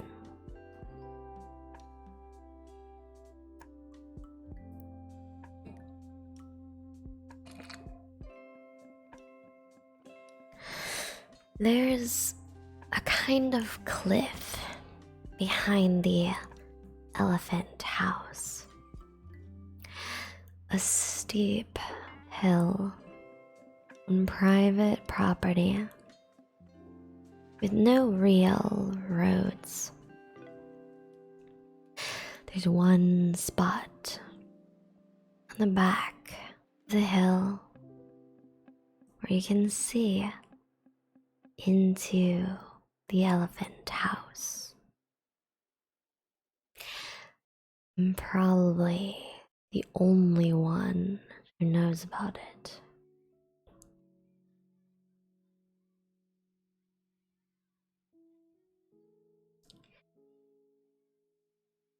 I had found the spot purely by chance.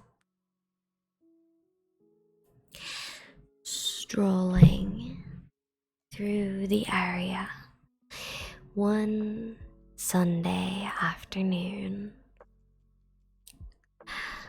I'd lost my way and come out the top of the cliff.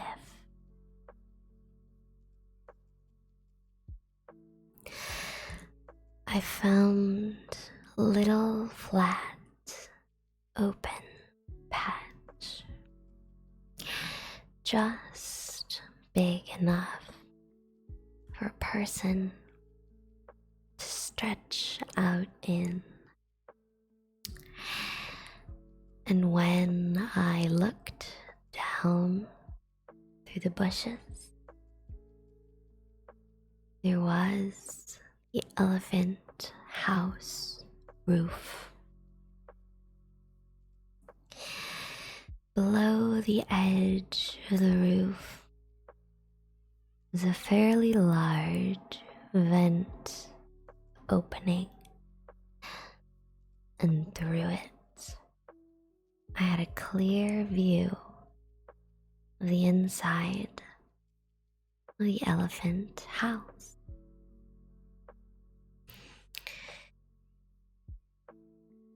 I made it a habit after to visit the place every now and then to look at the elephant when it was inside the house. If anyone had asked me why I bothered doing such a thing, I wouldn't have had a decent answer.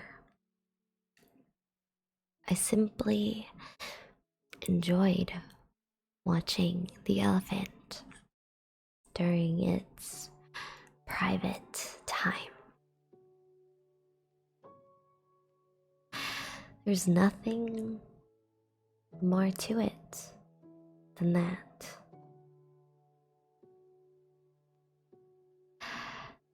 I couldn't see the elephant when the house was dark inside.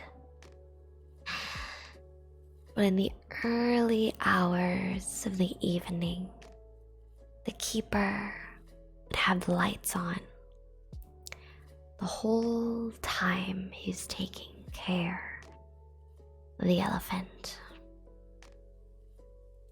which enabled me to study the scene in detail.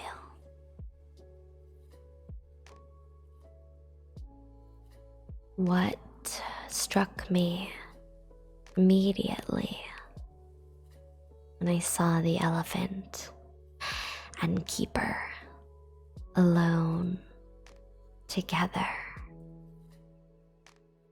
was the obvious liking they had for each other. Something they never displayed when they were out in front of the public. Their affection was evident in every gesture. It almost seemed as if they stored away their emotions during the day, taking care not to let anyone notice them, and took them out at night when they could be alone. Which is not to say that they did anything different when they were by themselves inside.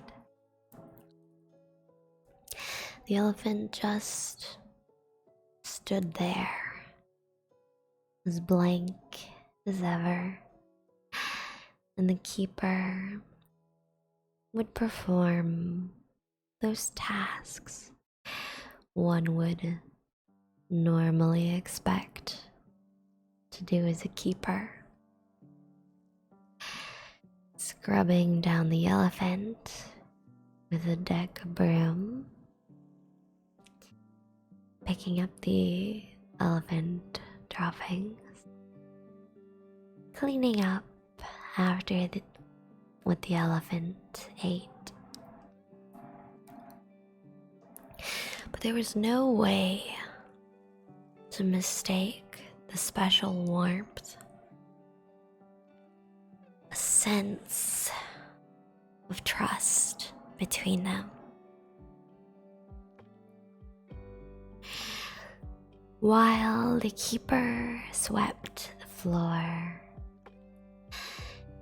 the elephant would wave its trunk and pat the keeper's back. I liked to watch the elephant doing that.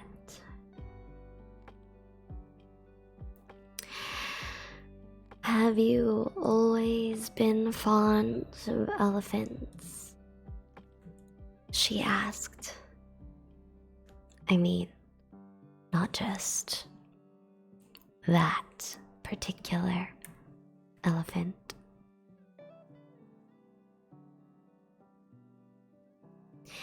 Come to think of it, I do like elephants, I said. There's something about them that excites me. I guess I've always liked them. I wonder why.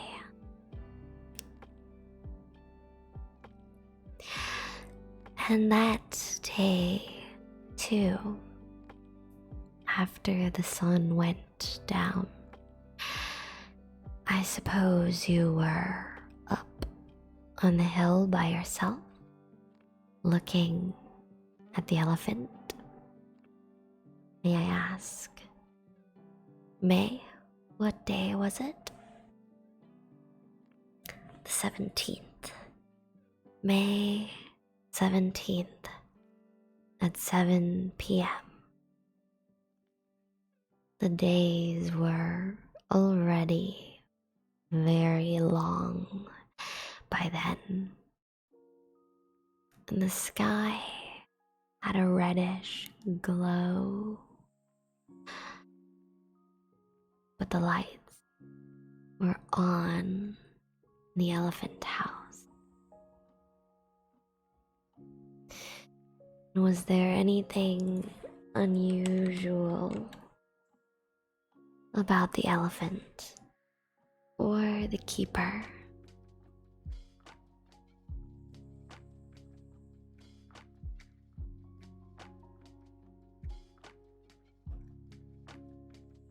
Well, there was and there wasn't. I can't say exactly.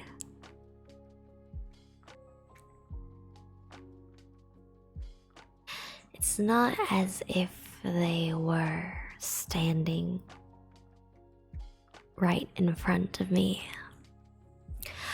I'm probably not the most reliable witness. What did happen exactly?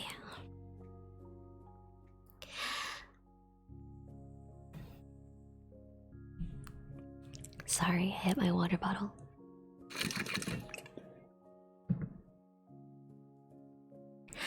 I took a swallow of my now somewhat watery scotch. The rain outside the window was still coming down, no stronger or weaker than before. A static element in the landscape that would never change.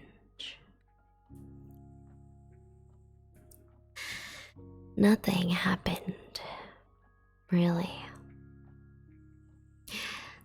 The elephant, the keeper, were doing what they always did: cleaning, eating, playing around with each other in that friendly way of theirs. It wasn't what they did that was different. It's the way they looked. Something about the balance between them. The balance in size of their bodies. The elephants and the keepers.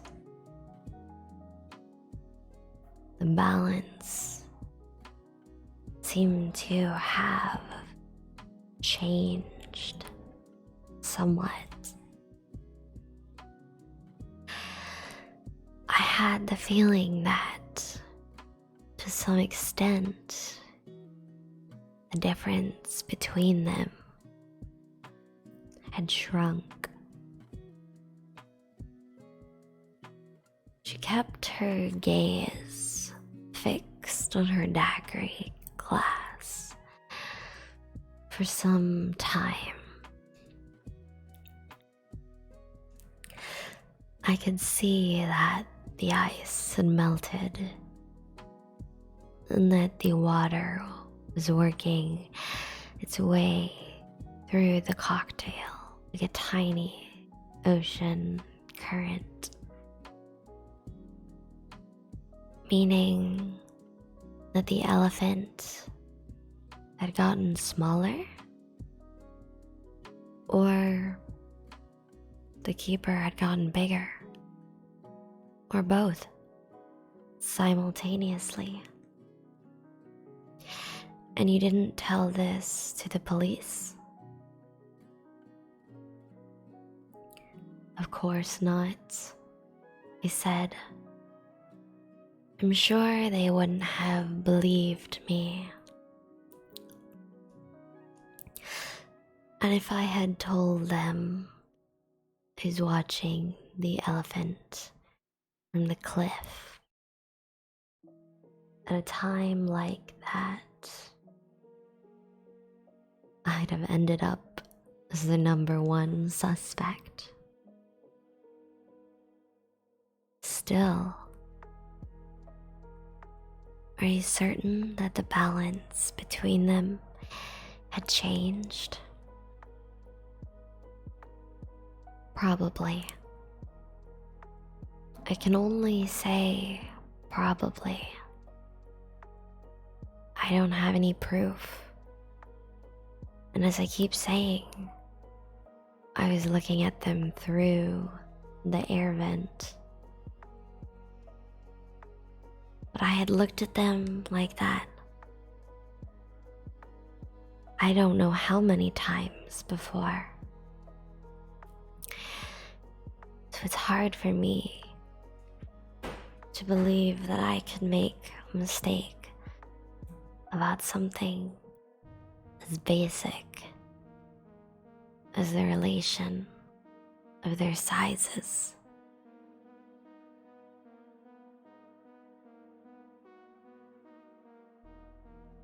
In fact, I had wondered at the time whether my eyes were playing tricks on me. I had tried closing and opening them and shaking my head. The elephant's size remained the same. It definitely looked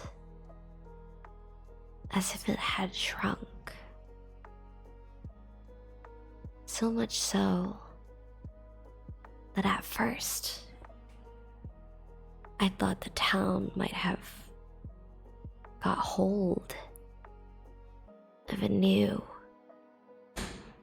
smaller elephant. But I hadn't heard anything to that effect.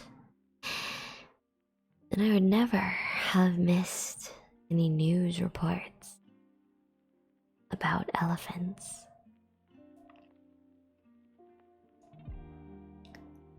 If this was not a new elephant, the only possible conclusion was that the old elephant had, for one reason or another, shrunk.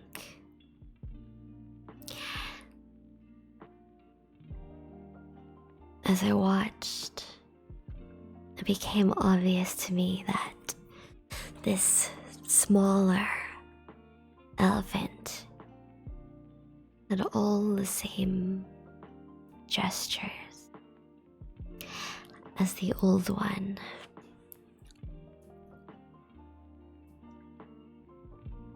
It would stamp happily on the ground with its right foot while it was being washed, and with its now somewhat narrower trunk, it would pat the keeper on the back.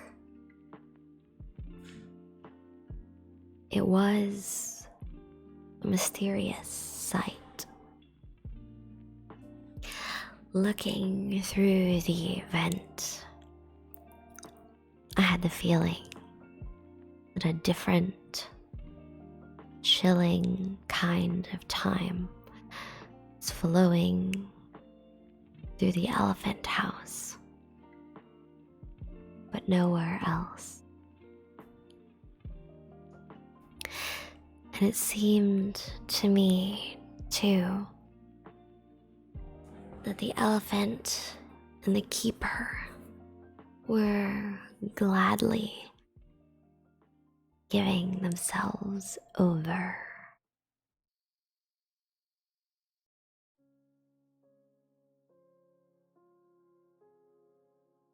To this new order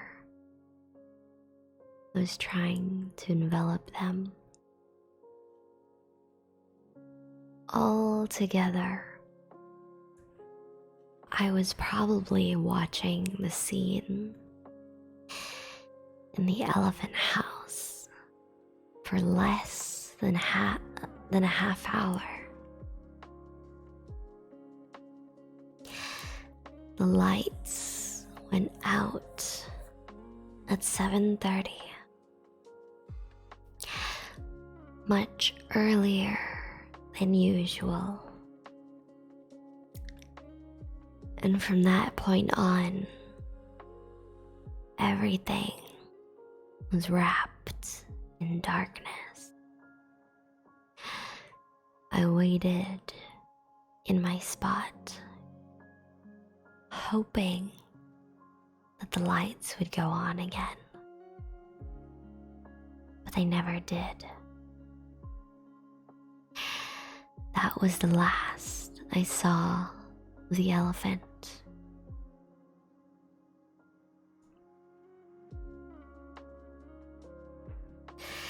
So then, you believe that the elephant kept shrinking until it was small enough to escape through the bars, or else that it simply dissolved into nothingness?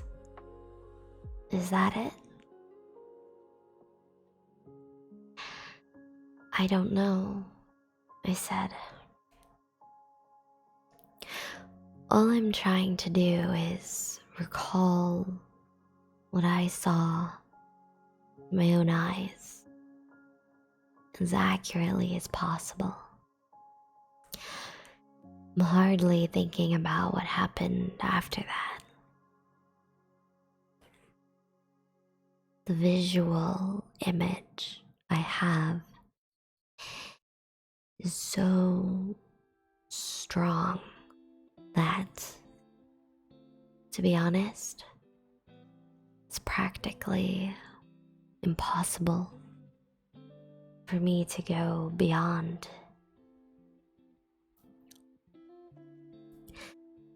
That was all I could say about the elephant's disappearance. And just as I had feared, the story of the elephant was too particular, too complete in itself to work as a topic of conversation between a young man and woman who had just met.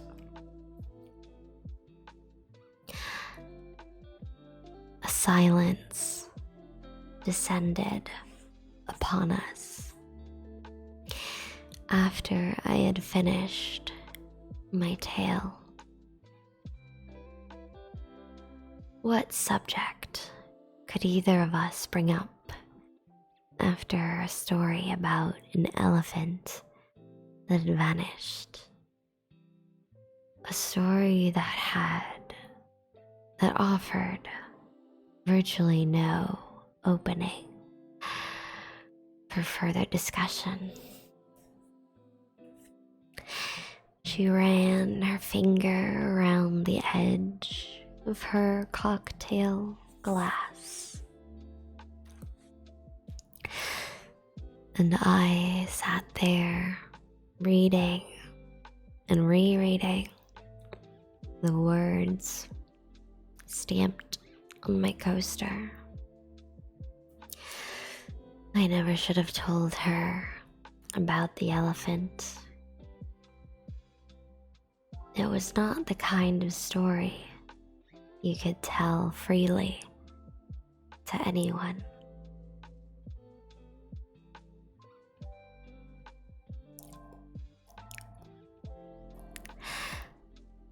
When I was little, our cat disappeared, she offered after a long silence. But still, for cats to disappear and for an elephant to disappear, those are two different stories. Yeah, really. There's no comparison. Think of the size difference. 30 minutes later, we were saying goodbye outside the hotel. She suddenly remembered that she had left her umbrella in the cocktail lounge. So I went up in the elevator and brought it down to her. It was a brick red umbrella with a large handle. Thanks, she said. Good night, I said. That was the last time I saw her. We talked once on the phone after that about some details in her tie-in article.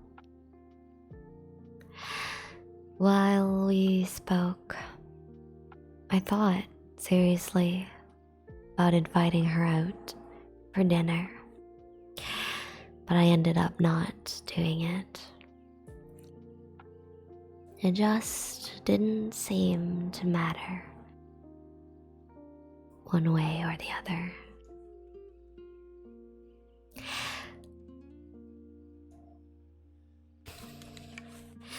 I felt like this a lot after my experience with the vanishing elephant.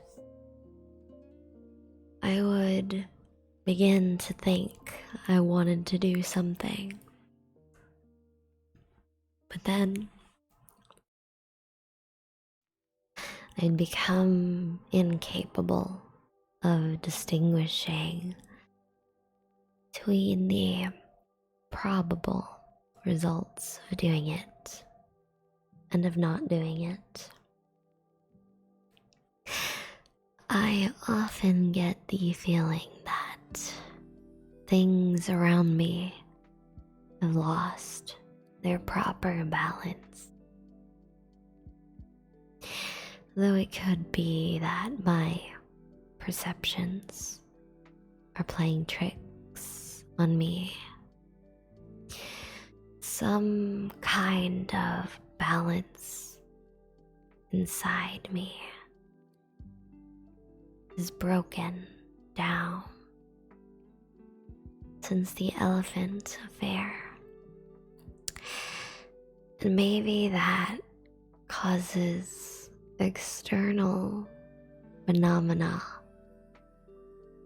to strike my eye in a strange way. It's probably something in me.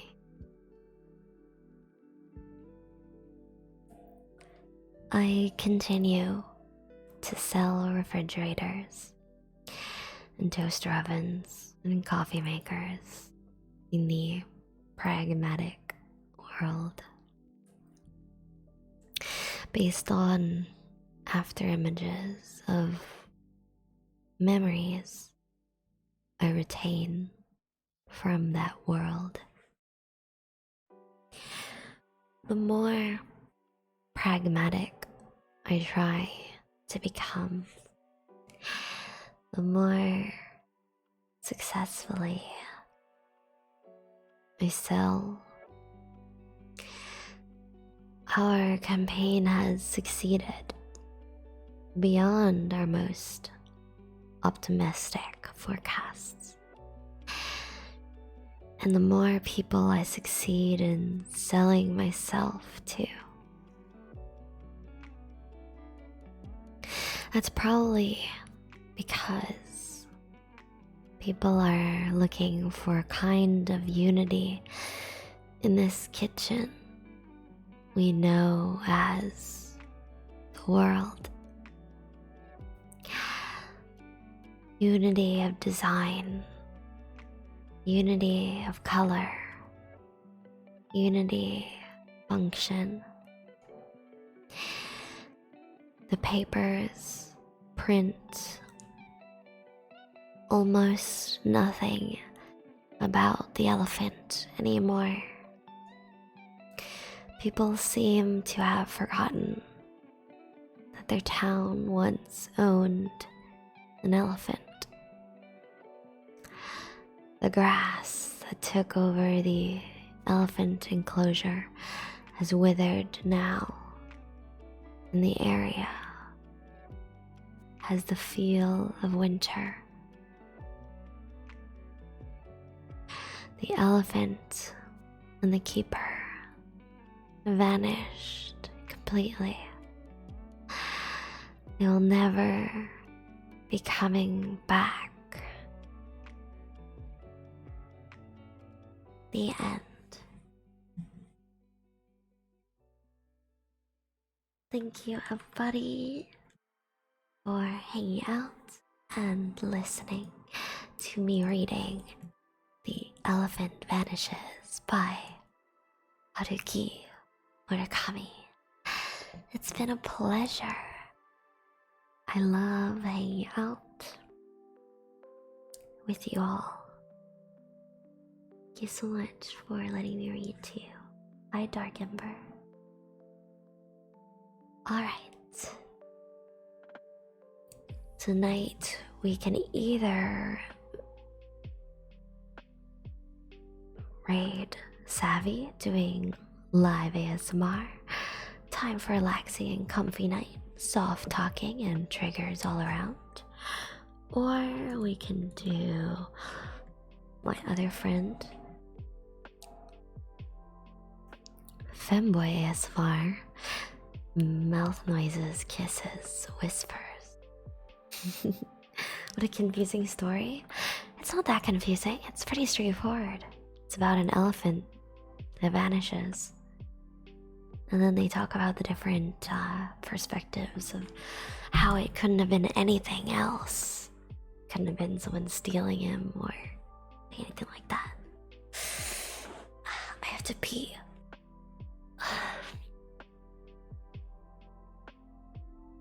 Alright, that's it. Writing savvy. You cutie. Alright, everybody. Bye. And I'll see you guys definitely on Thursday. Maybe sooner if I feel like it. As always, love you. And have a beautiful night.